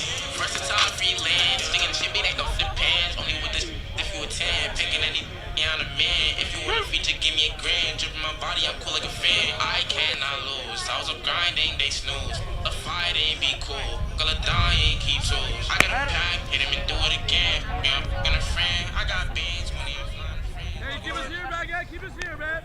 All right, Austin. Leading off for Shippensburg in the top of the 5th inning, first baseman Austin Ball. 4, 5, 6 in the batting order for the Raiders against Burgert, who looked like he might be headed towards a short afternoon early in this one, but he has settled in. 3 straight zeros he's posted. Absolutely. I would not have guessed after that 4-1 first that we'd see him pitching the top of the 5th. There's a called strike. Sean and Bubba here on WSN. Command and velocity has gotten actually better as the innings have progressed. That pitch misses to Ball, a dangerous hitter who's got a couple of hits, including a double his last time up.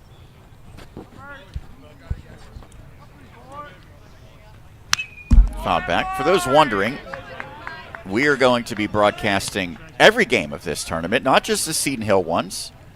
So we'll have 2 today, 2 tomorrow, 2 Saturday, maybe 1 on Sunday as well. East Stroudsburg has arrived. Their bus has arrived. They are unpacking their bags. And he offered swing and a miss as it goes for a strikeout, 5th punch out for Burgert. And as we speak, Catcher Andrew Cronister. Mercyhurst has begun unpacking their bus. I don't think they realized, nobody probably kept them up to speed as to the length of this game, the amount of runs scored. Yeah, 2:30 is probably not going to happen for their start.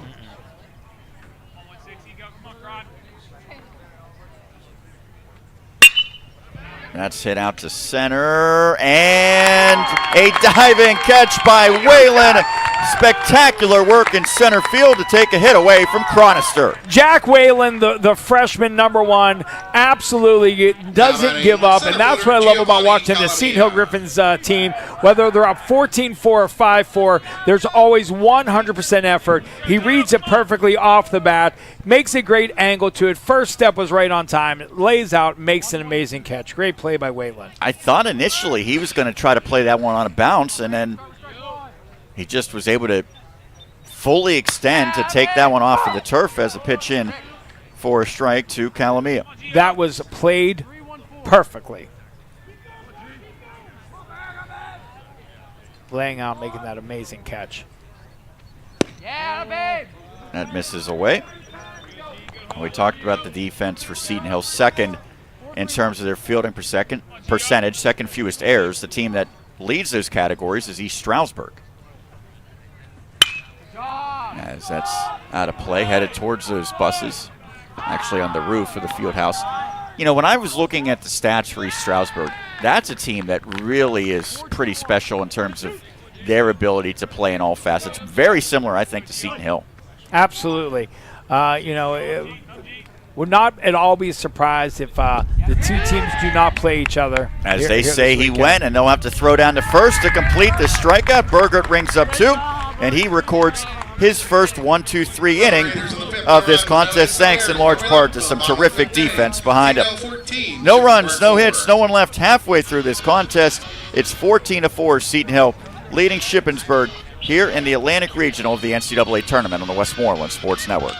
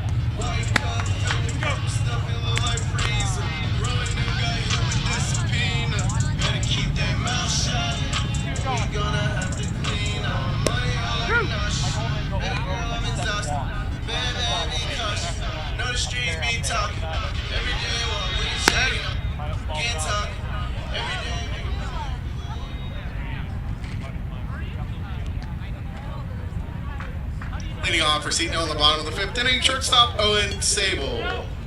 Seton Hill has scored in every inning to this point as they carry a 14-4 lead to the bottom of the 5th. Owen Sable leading off. Sean Myers and Bubba here on the commentary. Jack Ridenauer, our videographer today on the third base side, and producer Dan Flickinger.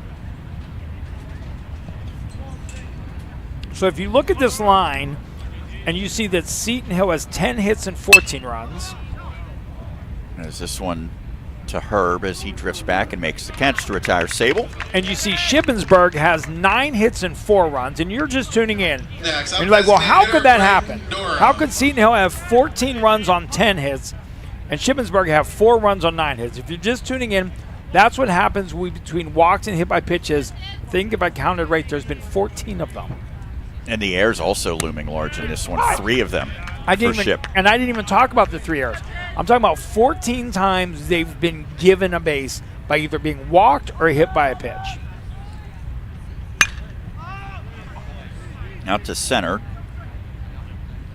And Durham's retired. Calamia. As Weaver getting 2 quick outs here. Next up, second baseman Joe Fedor. And after he sees Berger retire the side in order, now Weaver tries to match it. Weaver's kind of settled himself with Joe Fedor up, second baseman. They gave up 2 runs last inning, but it was that error that really created the second run to score. Fedor walked twice, hit by a pitch once. 0 for 0. It's a good breaking ball as Weaver's ahead 0-2. Well, you figured at some point the pitching would eventually settle down. Has to, right? Well, opponents of Seton Hill really haven't been able to keep them quiet much at all as a grounder to short, and Hines throws across. It is a very tidy 1-2-3 frame. No runs, no hits, no one left. 5 in the books, 14-4, Seton Hill over Shippensburg on the opening day of the Atlantic Regional here on the Westmoreland Sports Network.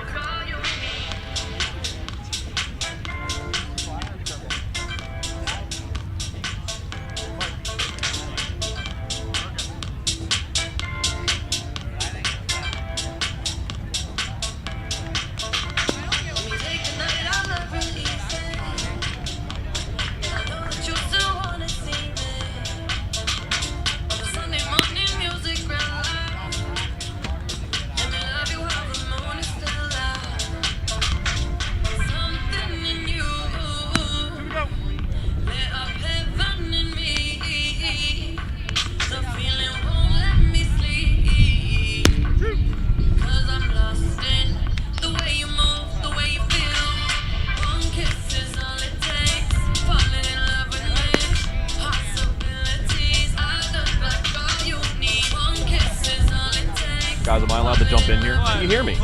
What if we say no? First of all. Well, then I would mute myself because you are the boss. A couple of shout-outs here. I want to say hello to Mrs. Maz, Debbie Maz. Says, let's go, Griffs, watching from Fort Ligonier 5th grade field trip. How about that? You ever been to Fort Ligonier, guys? I have. I can't believe you just said Fort Ligonier because I literally just talked about Fort Ligonier on the Did you radio really? yesterday. Because Melanie, who I work with, her daughter is going on a field trip there. Oh, no way. Yeah, we were just talking Wonder about if that. she's there now. Maybe.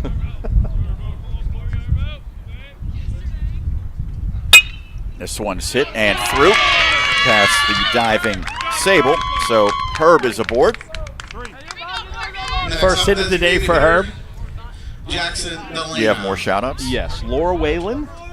She says, I can't find the email icon, so give a shout-out on my lunch break, she said. She's working, so she's probably not even hearing this right now. But Laura, where? Carrie Rowland, go Griffs. Laura, where are your priorities? It's a good question.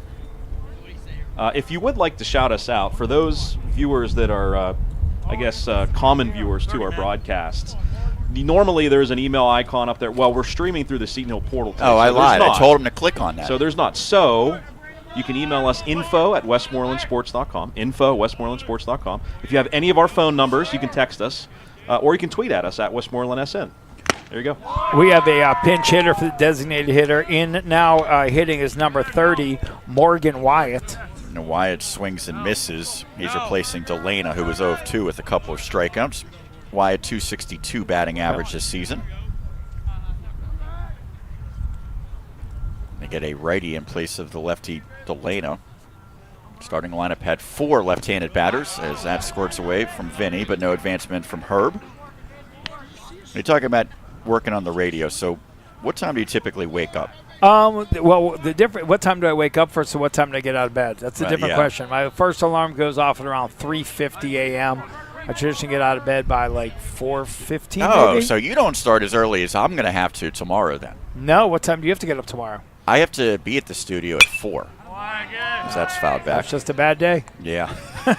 That's just a bad day. But I'm calling it short. I'm not working the full shift. Yeah, but you're going to be here all day, so it's still going to be an equally long day. What time do you go to bed is the real question.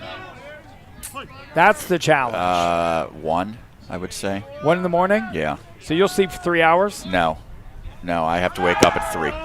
So you'll sleep for 2 hours? Correct. As in safely is the runner, and now he's going to move up to third. Throw comes in there. That's not in time. So a stolen base by Herb, and then he's going to advance on an error, so he's at third base with nobody out as the Raiders look to get their first run since the opening inning. Why don't you go to bed at like 8? Well, there's multiple reasons for that. One, I don't even know if I'm going to be home by 8 tonight. Well, there's that. Weather really turned. When we first got here this morning, it was kind of chilly, and now it's absolutely gorgeous here in Greensburg. Swing and a miss. And so that's a first out that Burgard certainly needed. That is his 7th punch out. He's a big-time strikeout pitcher, and if you don't believe me, 80 strikeouts ranked 2nd of all PSAC pitchers. Yeah, his stuff really does play. He's a swing and miss kind of pitcher versus some other pitchers on the staff that are kind of ground ball guys. Him and Voppel kind of both swing and miss guys. That misses to Falvo, who's 0 for 2, a couple of ground outs. That was a beautiful looking pitch. Burgard's still executing on a high level. Before they hit this inning, he had given up 4 hits since that first 4-run inning. And so I think my thought was kind of short-circuited by Burgard getting out of an inning with a strikeout previously. But so the way you approach how you use your starting pitching, I think it's maybe slightly different than what the PSAC tournament would be, because there's a chance, a decent chance, as this one's hit to short, and that will score a run as the Griffins throw across. And so Falvo plates Herb to make it 14-5. You don't know if it's getting to a 4th day. So with Burgard, you're probably not going to bring him back. Certainly if it only goes till Saturday, you're not going to bring him back. So at this point, then you probably do try to get him as deep as you can, I would think. Yeah, you have to.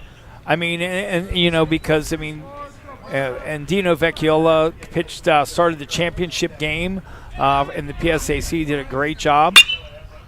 That's hit to right. Mandler ranging over towards the line, makes the catch, retires Hines, who had been 3 of 3 as the side's retired. 1 run comes across on 1 hit, 1 error, and no one left on base as we head to the bottom of the 6th. It is 14-5. Seton Hill up big over Shippensburg here in the Atlantic Regional on the Westmoreland Sports Network.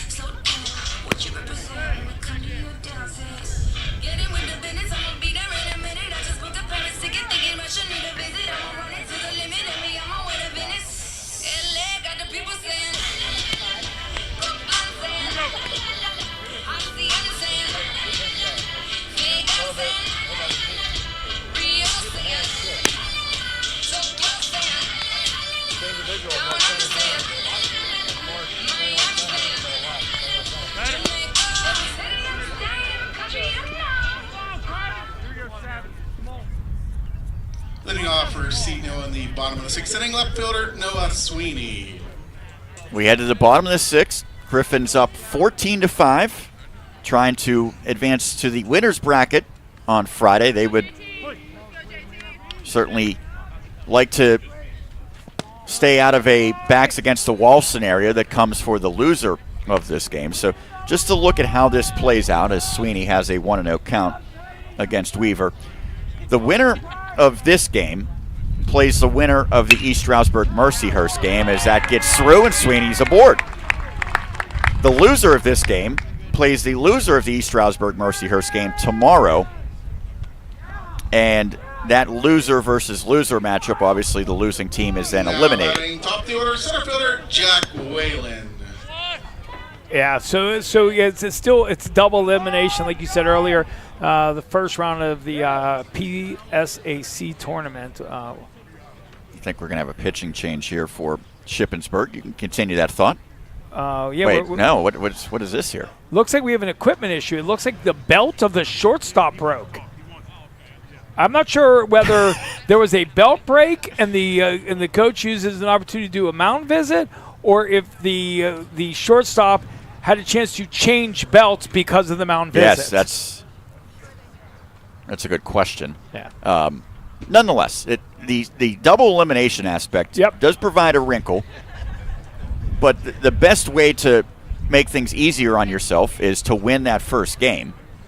Absolutely. Now, you could lose the first game and come all the way back, but it gets much more difficult.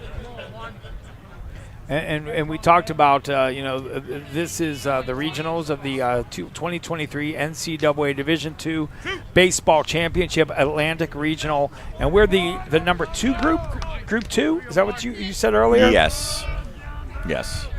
And it is the 4-team pod as opposed to the other Atlantic Regional that has just 3. Throw to first. Back safely is Sweeney. By the way, Weaver does stay in the game. I thought that the sign was for a pitching change, but I think that was get the belt for our shortstop Hines instead. Although it still does count as a mound visit. Called strike, even though Whalen motioned as if that was inside. He's on top of the plate.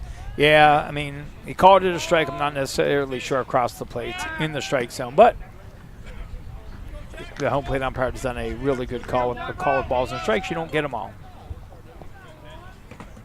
Here we go, Jumbo. Come on, Jumbo. Hey, Jumbo. Popped up, and it is the first baseman, Ball, who makes the catch to retire Whalen. Yeah, he jammed him on that one. Threw the first pitch inside for a strike, came back with almost the same exact pitch. And at that point, you got to swing it because it was already called a strike. Came in on the hands, came in on the handle, popped him up picked up by the first baseman. No, Flick wants to chime back in, it appears. Hello, how are you guys doing? Good. Well, welcome back. Yeah, thank you. I want to say hi to former Griffins pitching coach Tim Cronin, who is tuned in. As that throw gets away, and there goes Sweeney. And so he will get up on another error. I just try to take your job, Sean. It's okay. Tim is in Orono, O-R-O-N-O, Maine. Orono. Have you guys ever been there? I have not. I heard it's really nice this time of year. Grab some lobsters. Roll Griffs, baby, Tim said. And also Ty Sully's dad, Brian. Not much work getting done here at STS Delivery. Tough for me to do 2 things at once. Let's go, Griffs. Keep foot on the gas. And look how good our broadcast looks on this TV there. Nice. Wow, we look clean. Sweet. Yeah, I like it. Thanks, Mr. Sully. 1-0 pitch, and that hits Vinny. Another hit batter. And so Seton Hill continues to get on by the hit by pitch, and that is brought to you by DBAT Pittsburgh South, America's premier indoor baseball and softball training academy, now open in the 4-1-2. And once again, Shippensburg appears poised to make some sort of change here. Or is he questioning whether Vinny leaned into that hit by pitch? That's I'm more likely to think that he was questioning whether Vinny leaned into that hit by pitch. Well, it will stand as a hit batter. Matt Jones has getting his steps in on and off the field so far today. Entering this season, 545 wins, 513 losses, and 3 ties in his 17 years. He was the head coach for Elizabethtown for 7 years prior to taking over with the Raiders, a graduate of Slippery Rock, 1995.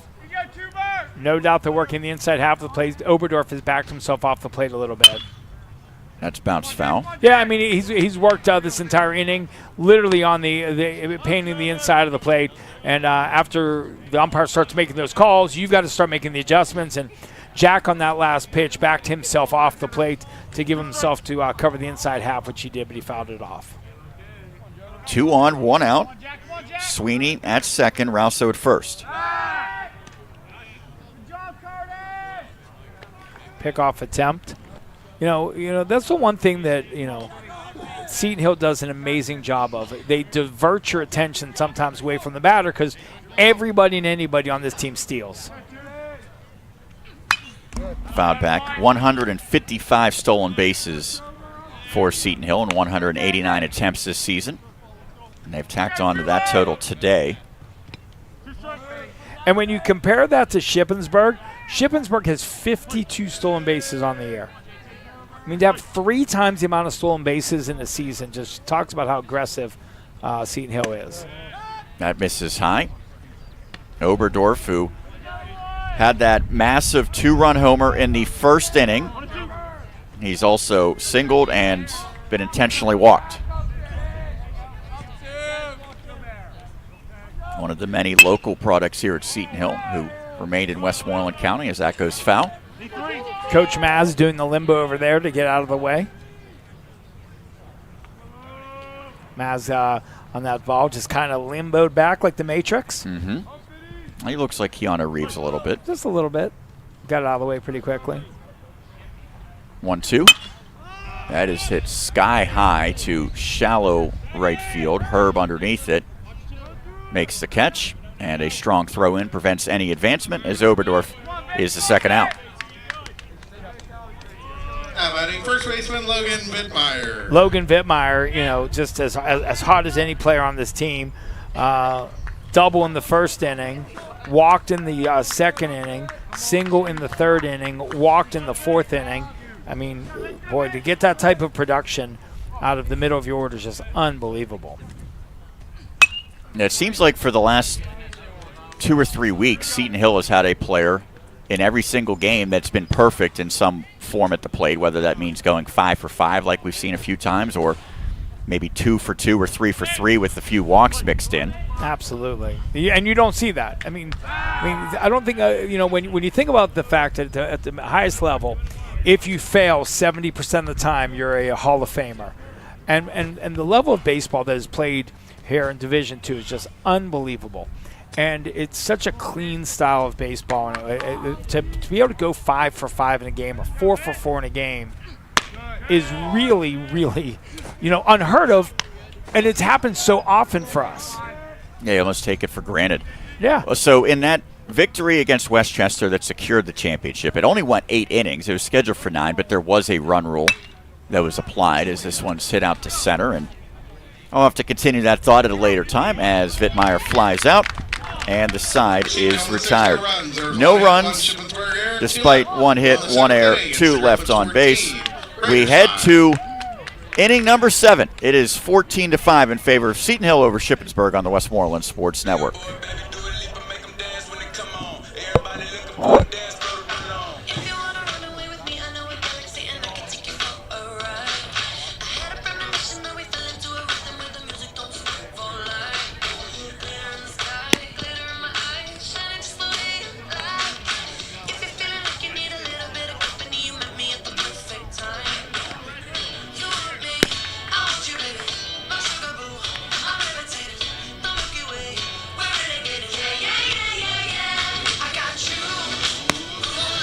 Got another shout out here to Andrea Kintner, the Kintner family watching from Vestal, New York. Thanks for making the workday go by faster. Go Griffins. Thank you so much, Andrea. The mother of Michaela Kintner, who was on the Seton Hill women's lacrosse team. Congratulations to them, a PSAC runner-up, and also made the NCAA tournament again this year. And also the special someone for one, Jack Oberdorf, as well. So rooting for Jober today. Talking about Michaela, by the way. Leading off for Shippensburg. Sean, take it away. The 7th inning. As I peer down, I see the legendary Mark Katarski walking around here. As the Griffins up 14-5. We head to the 7th inning, and Brandon Burgert remains on the bump. Hard to believe with his struggles in the first inning that he's now pitching into the 7th as his first pitch misses to Mike Heckman. That's in there. Heckman 1 for 3, singled and scored in the first inning. There's Mark Katarski, Seton Hill women's basketball coach and golf coach. Yeah, he knows that he's on. Very stoic looking as that falls past Fedor for a bloop single from Heckman. One thing we can say about Mark Katarski, he always knows where the camera's at. Next up, the left fielder, Justin Byler. Griffins have some activity in the pen. We'll see if Berger can get a little bit deeper as Jack Laird continues to warm. Laird did not throw during the PSAC tournament. The Griffins really didn't have to use the bullpen much at all. There's a strike. I believe it was Wood, Fravel, and then Barker and Marinchek, the 4 relievers that they used. 0-1. It's in for a strike. And the count 0-2 on Byler, who had the 3-run homer in the first inning. Shippensburg, believe it or not, had a 4-0 lead in this game, but Seton Hill wasted no time in responding. The Griffins put up a 7 spot in the bottom of the first inning. Counts 1-2 on Byler.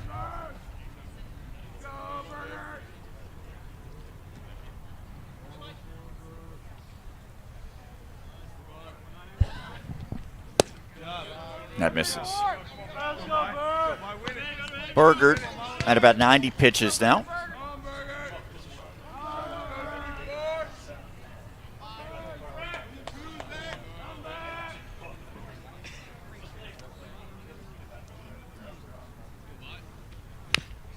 Just getting a piece of that is Byler, who stays alive. Shippensburg last year lost to Slippery Rock in the PSAC tournament to conclude their season at 26-23. They have a long history of success in the PSAC, winning a dozen conference titles, although it's been since 2007 since they've last captured gold, as this one's hit out to left. Heckman, who is running on the play, puts the brakes on. He will retreat as Sweeney puts it away for the first out.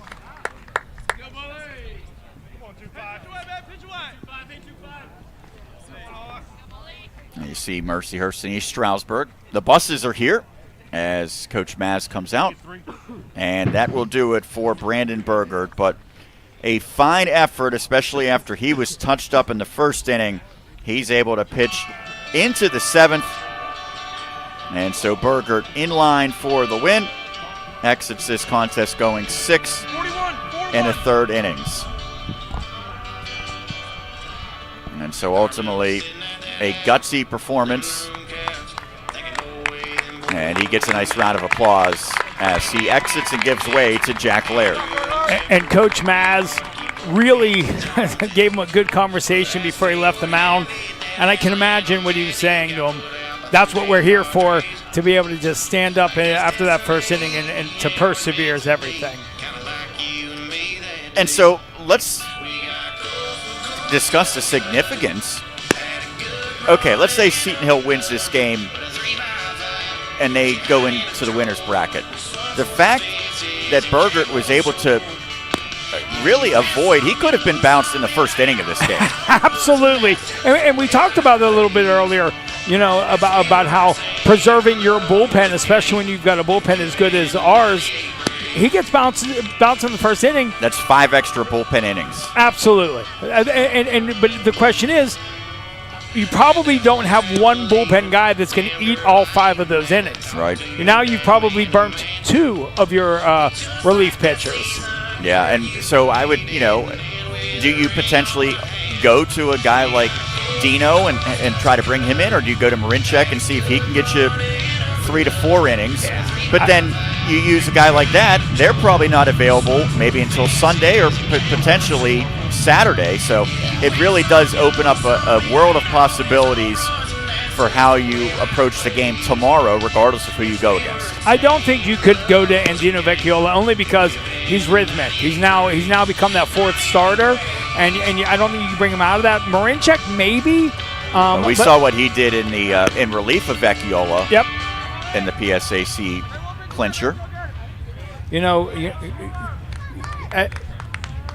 Now pitching for Seton Hill. Caden Wood seems to be the man of you want him to close? Okay, I'll close. You need him to pitch 5 innings? Okay, I'll pitch 5 innings. Now you're just shouting him out because his dad's here getting some Sour Patch Kids or something like that. But I was talking about Caden. Didn't even realize he was over there. His dad says he's a good kid. I got bad news for his dad. He's not a kid. First pitch misses inside the ball. Vinny can't find the ball. And so a wild pitch allows Heckman a second. Well, looking at Laird, hasn't pitched a lot this year. 13 innings, 1-0 record, 5.54 ERA, 5 walks, 15 punch-outs.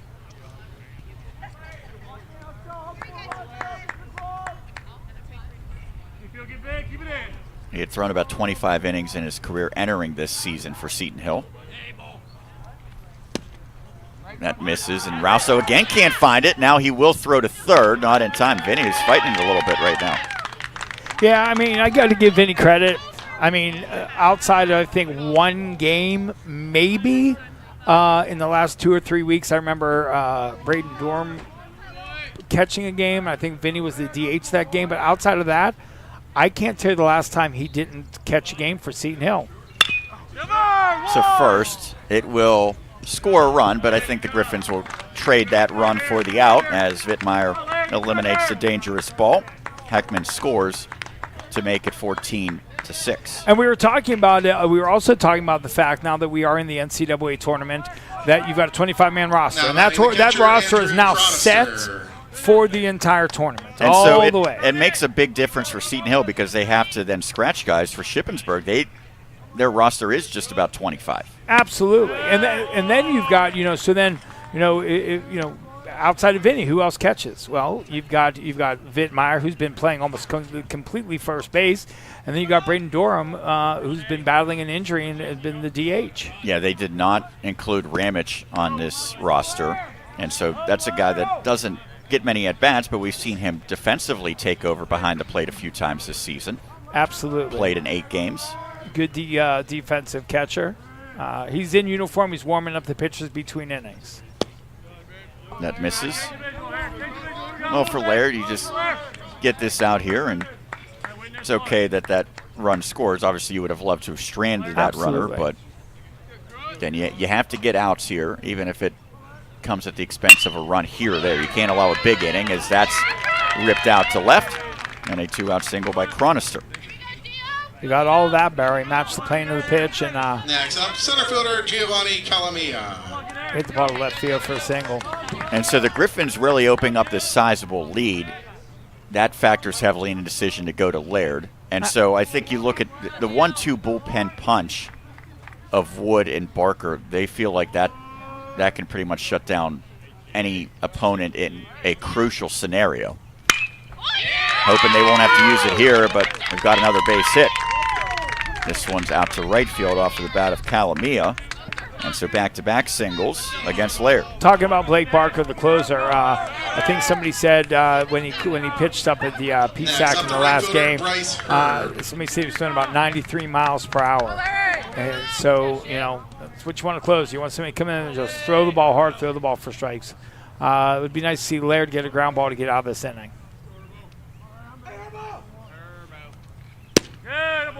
There's a strike. Good breaking pitch right there. Started middle high, dropped out.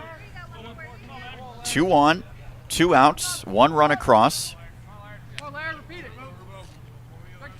Laird taking a long look in against Herb.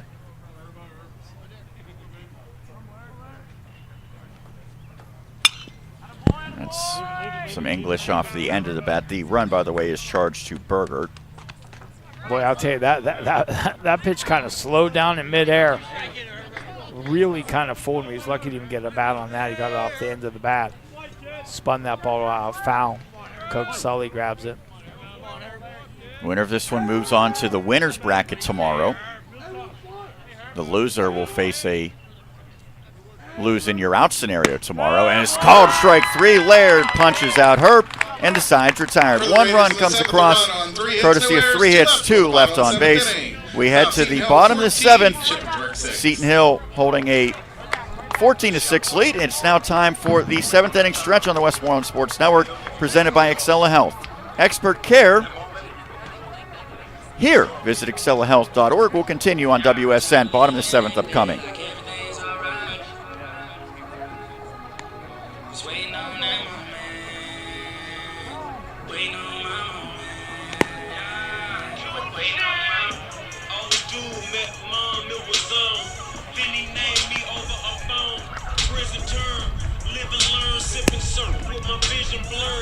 Take this cup of reality, when the earth.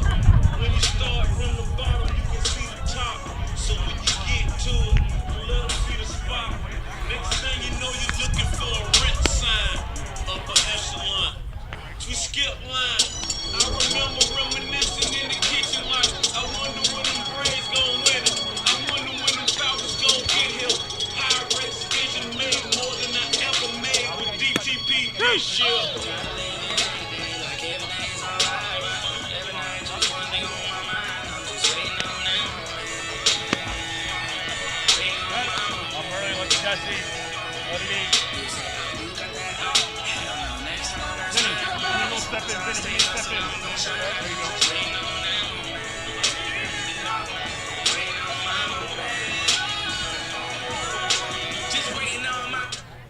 Leading off for Seton Hill in the bottom of the 7th inning, it is the right fielder, Max Mandler. Griffins up 14-6 here in the bottom of the 7th. And we talked about the work that Bergert did getting deep in this game. JT Weaver has really done a fine job for Shippensburg. Yeah, and he did not start out looking like he would be 76 pitches into this game. No. Might get an out on pitch number 77 as Hines throws across to retire Mandler.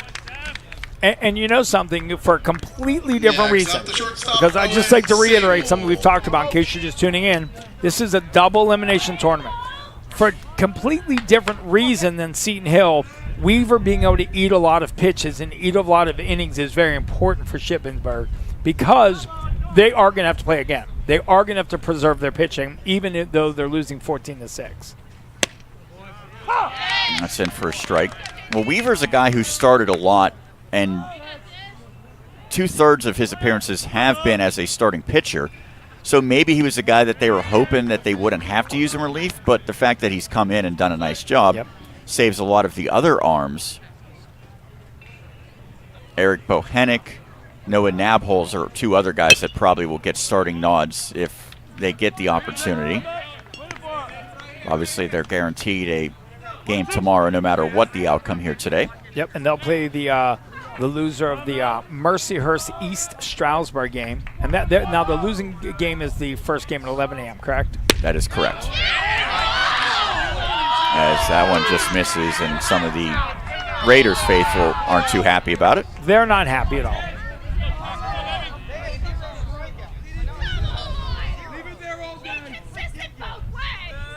Umpires really getting an earful as this one's smacked foul. I got to tell you, I love the crowd, Mike. Well, sometimes it picks up stuff that we wish it didn't, but yeah, you get a lot No, of I like it when it picks it all up, actually. If you want to know the truth, the more the better.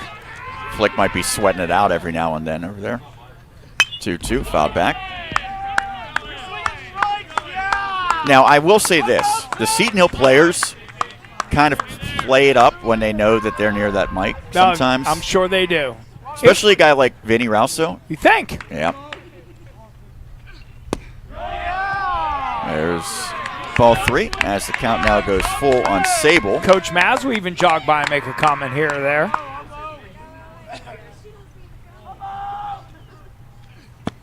Ball 4. They are not going to be happy about that walk after the call before. Next up, designated hitter Braden Durham. Well, the walks have been very problematic all game long for the Raiders. That is the 6th issued by Weaver.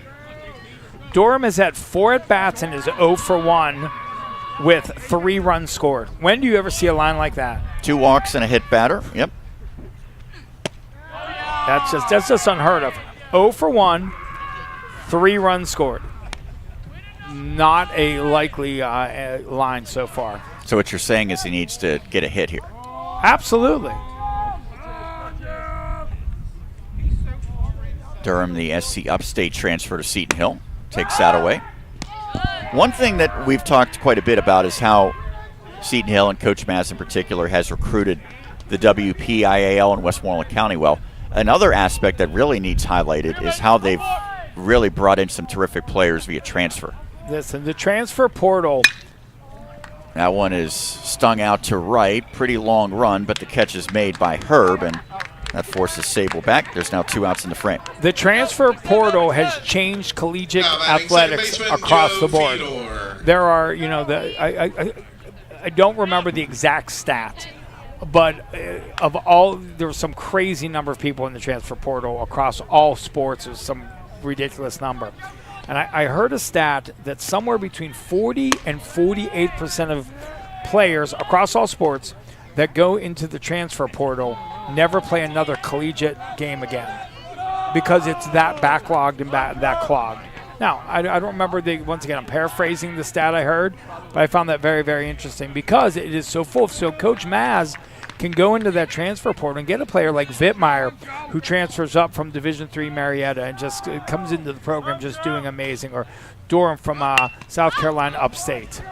As that will go foul on the bunt attempt by Fedor. Yeah, they've gotten Noah Sweeney from WCCC. Yep. They have even gotten guys who've dropped down from D1. Think of some of the great players previously, like Tommy Pellis. Derek Orndorff, exactly. Derek Orndorff, whose father is the head coach at Connellsville High School. And then he ended up going back to D1 after he left Seton Hill. Went to Liberty. As that's in for a strike. Now, how about if Seton Hill had Nash Bryan this year, huh? Wow, the closer for the University of Pittsburgh. Yeah. He was absolutely dynamic out of the pen as runner goes, and the ball pops out, so it's a stolen base for Sable. That's not foreign to him. Sable has racked up a lot of stolen bases over his career, led the Griffins each of the past 2 years in stolen bases. By the way, the point about Nash Bryan, he had 11 saves last year and 3 wins. So wow. That's getting it done. Oh, yeah, that's absolutely positively getting it done. And he did a great job for Pitt. I know Pitt did not have, Coach Bell did not have the season he would have liked this year for Pitt, but he was a vital part of a lot of the victories. Down the line, might be playable. And the catch is made. Really good effort by Herb to track it down in foul territory. And the side is retired. No runs, no hits, and 1 left on base. As we head to the 8th, Griffins up big. It is 14-6 against Shippensburg here in the Atlantic Regional of the NCAA Tournament on the Westmoreland Sports Network.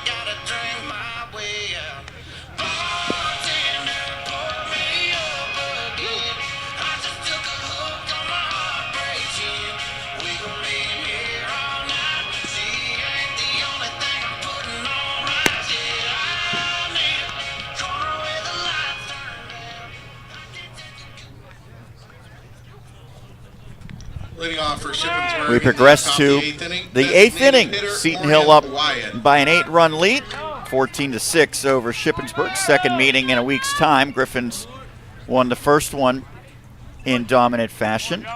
That was a 12-1 7-inning victory. No mercy rule here in this Atlantic Regional. First pitch from Laird misses to Wyatt. Morgan Wyatt pinch hit for the designated hitter and struck out in the 6th inning.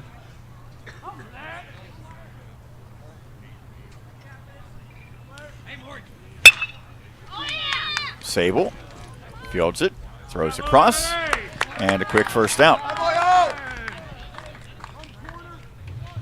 Next up, third baseman Antonio Falvo.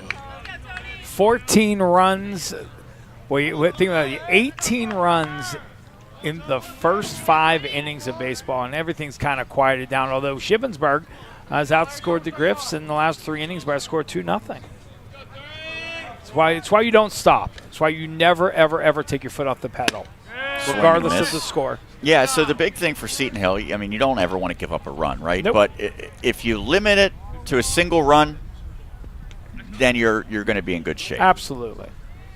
7-run first inning. That was unbelievable. Swing and a miss. I'm speaking for myself. You might not have felt the same way, but you see how this game starts, and it's like Bergert, who's arguably the ace. At least he's really darn close. Him and McCullough probably neck and neck. Yep. He's getting absolutely touched up early, and you wonder, did Seton Hill already peak with the tournament in the PSAC? Did they already play their best baseball and now they're due for some regression? And so that was my immediate thought about 10 minutes into this game. But then the response of 7 runs in the first inning, I think, was so massive for their mindset. This team... That is a strikeout on the swing as Falvo goes down. If you watch this team all the way from Florida, all the way through where we are right now, there's only one word that comes to my mind, and that is special. And I'm sure Maz and the coaching staff see it. I'm sure the people that follow Seton Hill baseball closely see it. There's just something unique and different and special about this baseball team that is fun to watch and inspiring as well, because they never quit.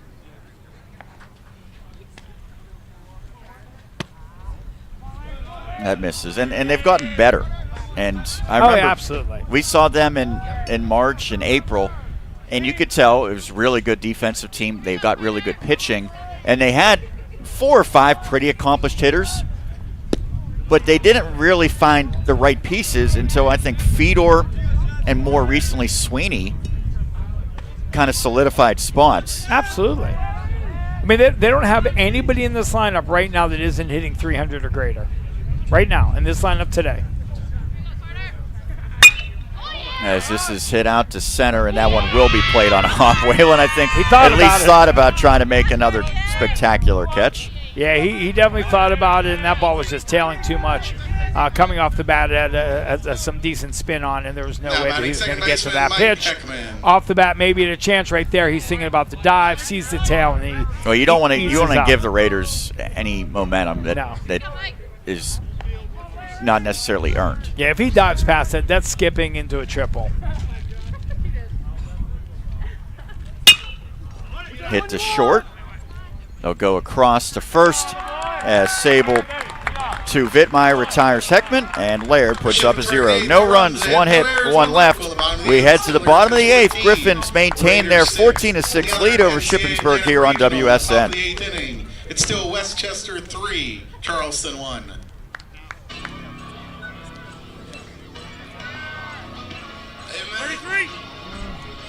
Everybody stand up if you ever had your back against the wall and had to fight back. Getting a shot right now of the MM40 banner out in right field, and of course that's for the late McLean Mond. And we actually just got a message from McLean's dad. Said, hey guys, soaking in some great Seton Hill baseball on Westmoreland Sports. Lots of good memories out there. We'll follow all the way through. And of course, hashtag MM40. And thank you so much, Pete. I know these guys, and you guys can talk about this too. They don't play a pitch without thinking of McLean, especially guys that roomed with him and came to Seton Hill with him as freshmen. Kevin Voppel, Jack Oberdorf, Owen Sable, those guys. As a matter of fact, for those that didn't see, and Sean interviewed Kevin and Owen, they were carrying around Mac's jersey with them in the PSAC celebration last weekend.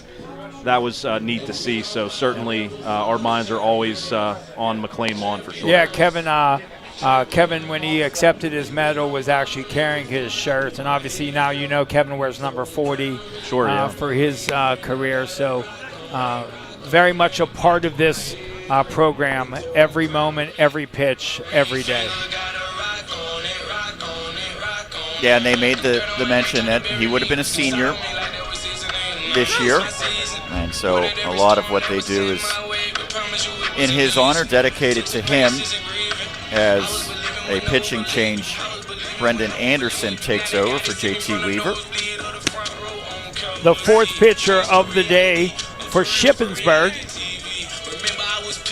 Anderson has a 7.40 ERA, 0-2, 13 appearances, 20.2 innings, 23 hits, 17 earned runs, 16 walks, 11 strikeouts. Now Weaver, it wasn't perfect, but it was much needed to eat up some innings here for Shippensburg. And now Anderson facing Sweeney as the first pitch fouled off. It'll be interesting. Obviously we got to complete the game, so the game isn't over. It'll be interesting to see what Coach Maz says to this team because, there were a lot of free bases given to them. Now, they took advantage of them, which you have to do.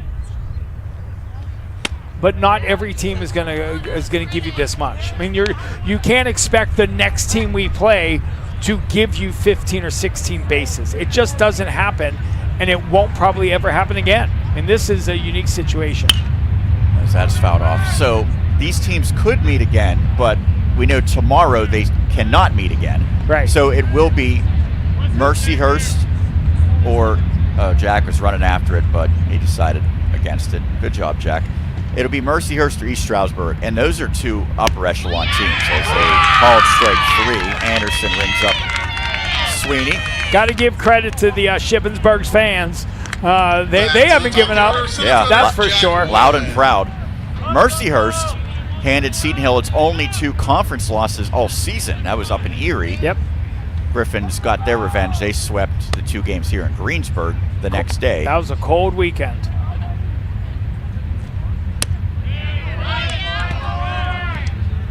Just missed away. This is Jack. the 6th plate appearance for Whalen. That's usually an indicator that your offense is doing something right. Or you're in extra innings. Yeah. Well, this would be extra innings for the regular season series that the Griffins played. Those were 7-inning doubleheaders. Obviously, no doubleheaders. It is a single 9-inning game.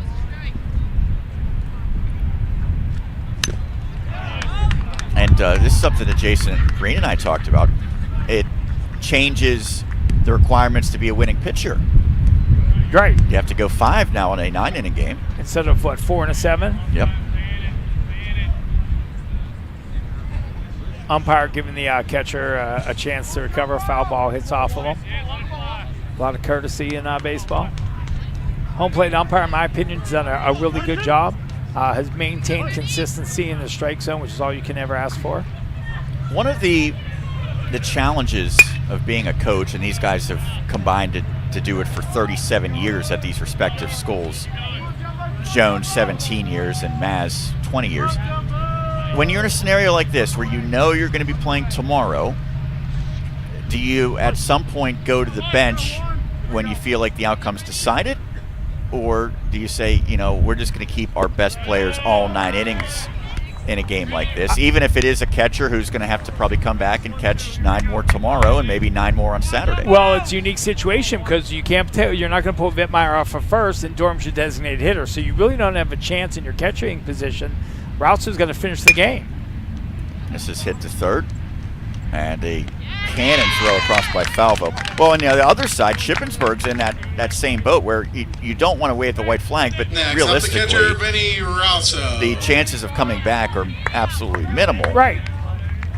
So if there's somebody maybe that you want to see getting at bat because you may plan on pinch hitting them through the course of the of this tournament, maybe you give them an at-bat. But other than that, I think you run your starters through the rest of the game. And, of course, if you're not the one team that advances out of this, your season's over. Yep. So there's, as they say, you can rest during the off season. But I think coaches do want to make sure that when we talked about the relief usage, you don't want to lose the game tomorrow by how you approach it today. No question. Absolutely. 0-1. After the first pitch, Vinny was telling Jack Oberdorf that he's throwing a lot of change-ups. To stand by for a change-up. Jared Dowie, who's a two-way player for Seton Hill, warming up. Jared Dowie got a significant amount of run at one. I believe he was playing right field for about the middle of the season. Yeah, he's got a .327 batting average. And he pitched and hit for himself. How often do you see that at this level of baseball? He had a game where he pitched and they didn't have a designated hitter. He actually hit for himself at the pitching position. Someone compare him to Major Leaguer John Olerud, huh? Oh. He thought I was going somewhere else with that, right? Yeah, I did. I wasn't sure where you were going. There is at the Division I level, the best two-way player receives the John Olerud Award every year. There you go. John Olerud, who always wore the that helmet, right? Yep. Swing and a miss. Down goes Rousso, and a good inning of relief by Anderson, who gets a 1-2-3 frame, including a couple of punch-outs. We head to the ninth. Griffins try to close it out, move on to the winner's bracket. They're up 14-6 over Shippensburg here on WSN.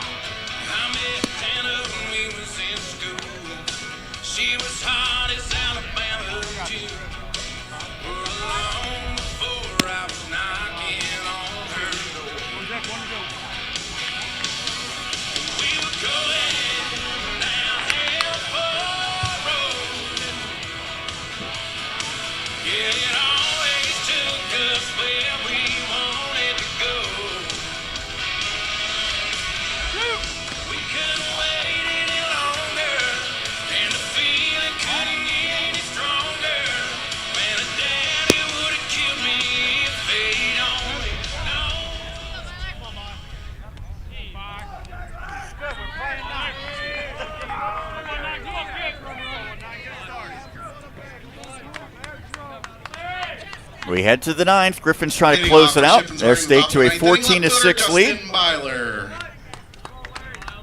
It is Laird who remains out there for the time being.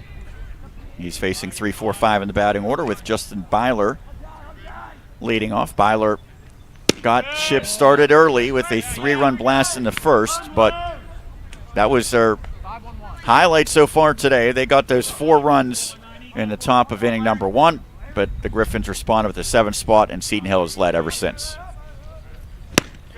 Byler, after that, struck out looking, flew out to left field twice. He's 1 for 4. Second team all-conference honoree this year. Come on, win this one.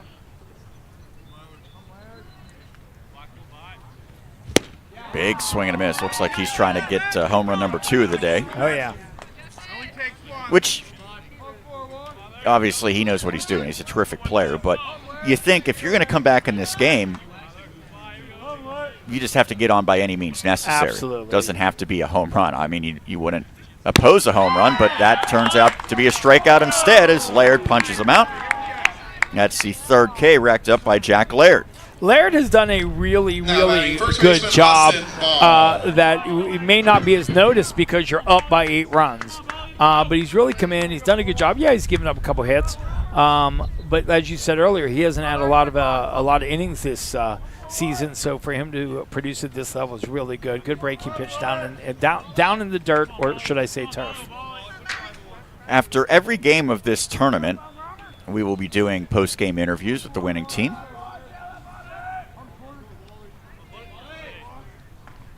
That's not uncommon for Seton Hill, as we've talked to the Griffins many times throughout the season. You can watch those interviews back on our YouTube channel on the Westmoreland Sports Network.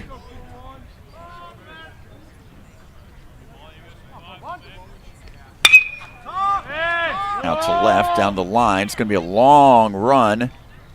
And nearly overrunning it is Sweeney, but he makes the catch for out number 2.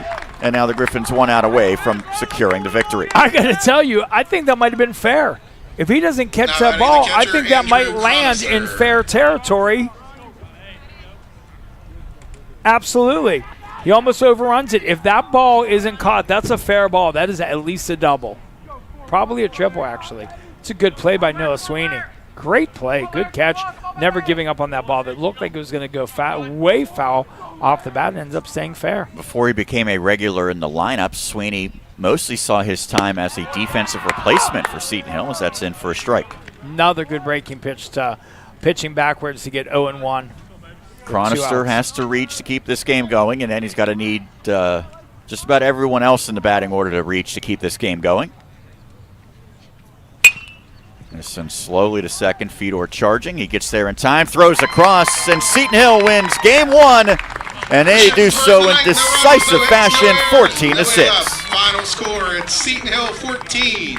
Shippensburg Well, we started this entire broadcast by asking the question, how do they stay up? You just win a PSAC championship, and you're at a high.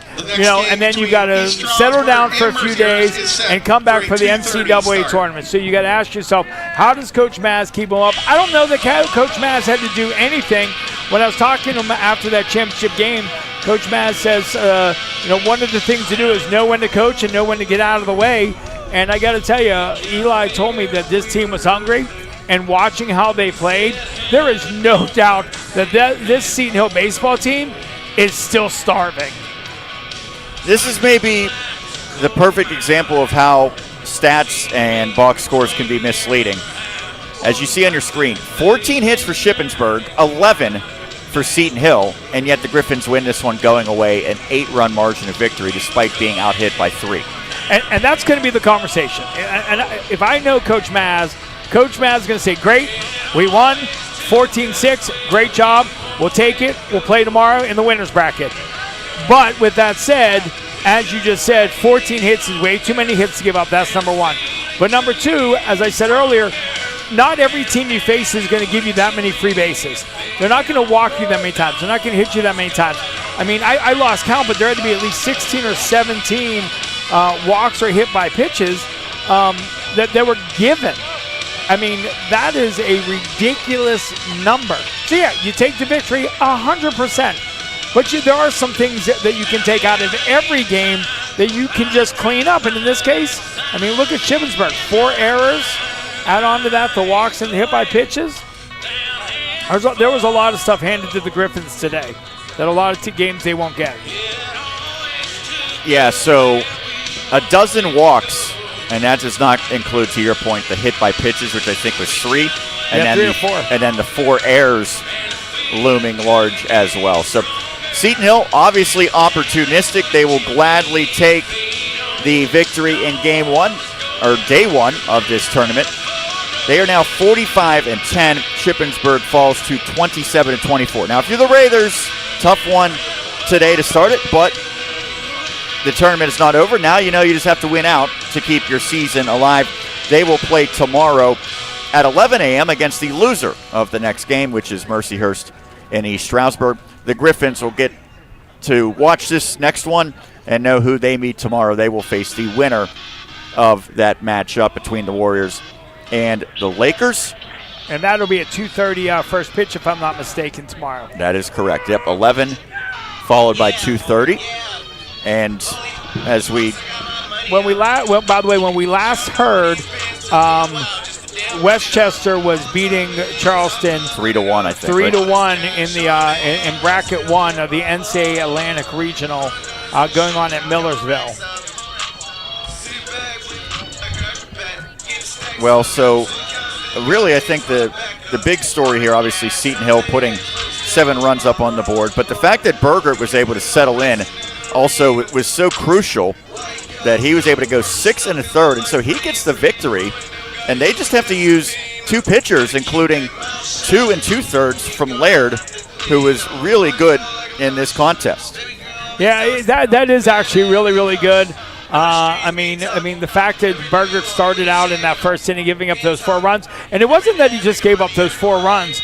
In that first inning, he gave up 4 runs while being hit hard. Yep. I mean, he was catching barrels, which he didn't want to be. 5 hits in that opening frame. I mean, so he really, really stepped up and turned himself around. You know, Berger, as we've talked about many, many times, is a swing and miss kind of guy. He was trying to paint the corners, wasn't able to do his breaking stuff was a little bit off, but he was able to settle down and eat a lot of innings and pitch the way we know he can. Yeah, he goes 6 1/3, 6 runs, 5 of which were earned, 11 hits. That's concerning, but he had no walks, which is in stark contrast to the Shippensburg pitchers, and he finished with 7 strikeouts, 94 pitches, and then Laird goes the final 2 2/3. He yields 3 hits, no runs, no walks, 3 punch-outs. So Seton Hill, no walks issued and 10 strikeouts for their pitchers. And conversely, Shippensburg had 2 strikeouts coupled with a dozen walks. That is absolutely a positive. To be able to come out of that game with no walks, that is absolutely a positive.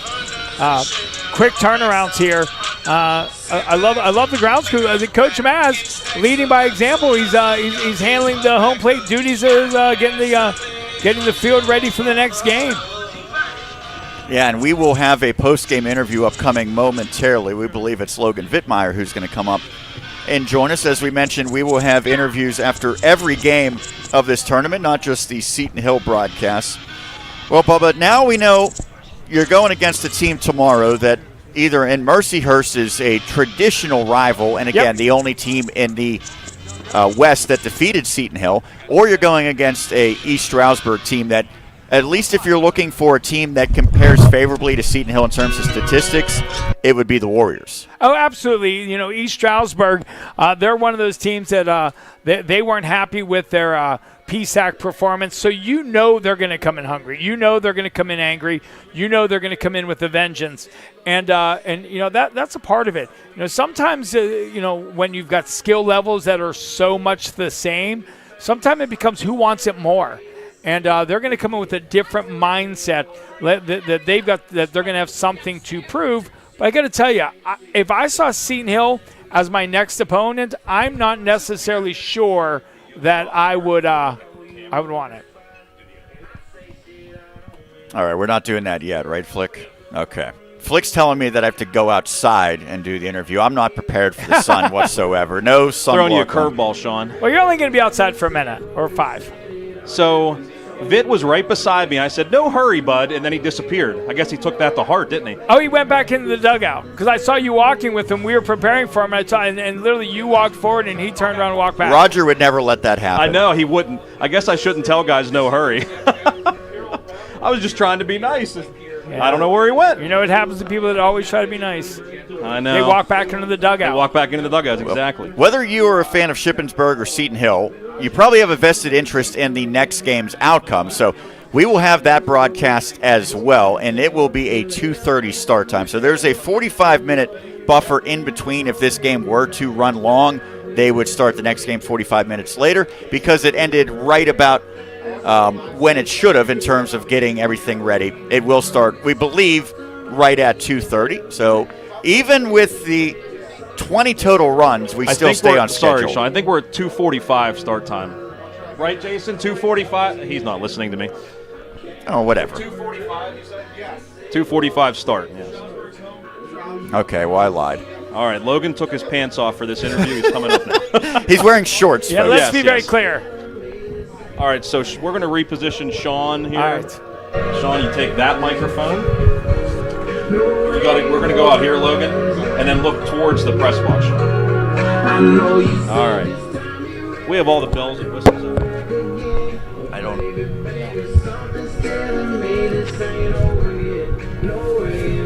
How we looking, Flick?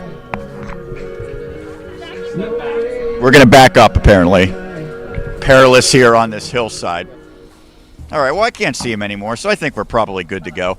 I am now joined by one of the many offensive stars, Logan Vittmeyer, in today's victory. let's talk about the first inning. So they get 4 runs in the top of the first. I'm sure at least for a split second you're thinking, oh, maybe it's their day, and then your team comes back and puts up 7 in the bottom half. What allowed your team to have that immediate response? What we've been saying the whole year, we're resilient. We just never give up. No one was stressed. We came to the dugout. We're like, let's answer back. That's what we did. How important was it for you and the rest of the team to really kind of open this one up and have that sizable lead that allowed you to, I don't want to say cruise to the victory, but allowed Coach Maz to kind of use the bullpen how he wanted to set your team up for future success? Yeah, you hit the nail right in the head there. Getting up to a big lead, we allowed Berger to go 6 1/3 innings, and Laird came in, got some much-needed innings, much-needed work out of the bullpen, so our arms are looking good going into Game 2 and for the rest of the tournament here. You and many of your teammates stay hot at the plate, so in particular you had a couple of hits, including a double, 2 walks as well. What is working for you right now in your at-bats? Just slowing everything down. I'm not trying to do too much, hitting the ball where it's pitched. The first at-bat, he threw me a fastball over the outer third of the plate. I just stayed on it and took it the right center instead of trying to pull it and doing too much. And it's been working out recently, and I'm just going to keep my foot on the pedal. That's all I can do. Your team's had success all across the state of Pennsylvania, including at Slippery Rock last week. But how nice is it to play this tournament here on your home field? Oh, it's fantastic. Crowd shut up great today for 11 a.m. game on a work day. I just can't wait to see the crowd tomorrow and Saturday when we clinch the series at home. And so you mentioned Berger going 6+. Didn't look like after the first inning he was going to be able to do that. What changed with him? Honestly, just confidence from the guys. We went in there, we told him we got you. Then we scored 7 in the bottom of the first, and he took confidence from that and just done what he done all year. He's all team, first team selection in the conference. Nothing has to change with him. And next up, it is Mercyhurst East Stroudsburg. Winner of that game will be your opponent tomorrow. It's 2 really, really good teams, obviously. What do you and your teammates do the rest of the day, and what's going to be key regardless of who you play tomorrow? Well, we're going to watch this game for sure, do a little bit of scouting, but we just got to rest, get out of the sun, get some good food in us, and come back ready to play tomorrow. Certainly ready today, Logan. Thank you so much for doing this. Appreciate it. Thanks, Sean. That's Logan Vittmeyer here on WSN. No, we're good. Thank you, Bubba. Thank you.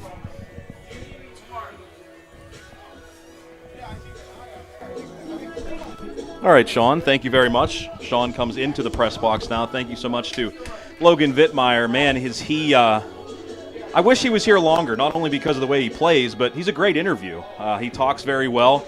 Actually, the guys kind of say he's like a 50-year-old man trapped in a 23-year-old body or whatever. So, but that's awesome. Thank you so much to Logan for joining us, and what a great addition that he has been to this Seton Hill lineup. So are we just going to sign off? Anything else to add? All right. So Sean Meyer says, nope, we're good. 14-6, the final score. Seton Hill after a really tough start, as you can see there. How about that? If you tuned in late, yes, you missed 11 runs in the first inning. Griffins put up some zeros offensively after scoring 14 in the first 4, and sometimes that happens. But obviously maybe like to add on maybe a run or two after that 4th inning. Didn't happen, but I guess you don't want to waste all your ammo either for tomorrow. Again, Seton Hill will play the winner of Mercyhurst and East Stroudsburg, which it will start at 2:45. I want to remind everybody that we do not have the link for that game on our website. So it is on the Seton Hill portal. That's where the links are going anyway. So if you go to our website, westmorelandsports.com, you only see the Seton Hill game up there, and then that takes you to the portal. The reason we're streaming through the portal is because we have to stream all of the games in the NCAA Atlantic Regional here at Seton Hill, which we're excited to do. But again, the only links that are available on our website are the Seton Hill game links. To watch the next game, you have to stay on the Seton Hill portal, and you can, if you don't remember how you got there, you can go to athletics.setonhill.edu and then find live video to find the game. You can also go to the tournament page on the Seton Hill Athletics website as well, where you can look at there's a digital program of the entire regional, actually the entire NCAA tournament. So not only this regional, but you can check out other regionals going on around the country right now on the digital program on the tournament homepage. So you can do all those things on the Seton Hill website. But again, to watch the next game, you have to go to the Seton Hill website and then to the Seton Hill portal. And again, that game will start at 2:45. We're excited to bring that to you as well. Sean and Jack Ridenauer is going to jump on the mic for Game 2. Who knows? Maybe Ricky Pitzer will even join us. I mean, it's going to cost a lot for us to get him on, but maybe we can do that. So, again, tomorrow the Griffins will take on the winner of Mercyhurst and East Stroudsburg, and we'll have that here on the Westmoreland Sports Network. Before we sign off, just want to give a shout-out to our man Foe, Anthony Finelli, former Griffin. He says, we allowed to say, yeah, hell of a game, and your broadcast was fantastic like usual. Thanks, Foe. Appreciate that. And if anyone else would like to get in touch with us, whether the next game or tomorrow, you can email us info@westmorelandsports.com, info@westmorelandsports.com. Tell us where you're watching from. Want to wish good luck to any team.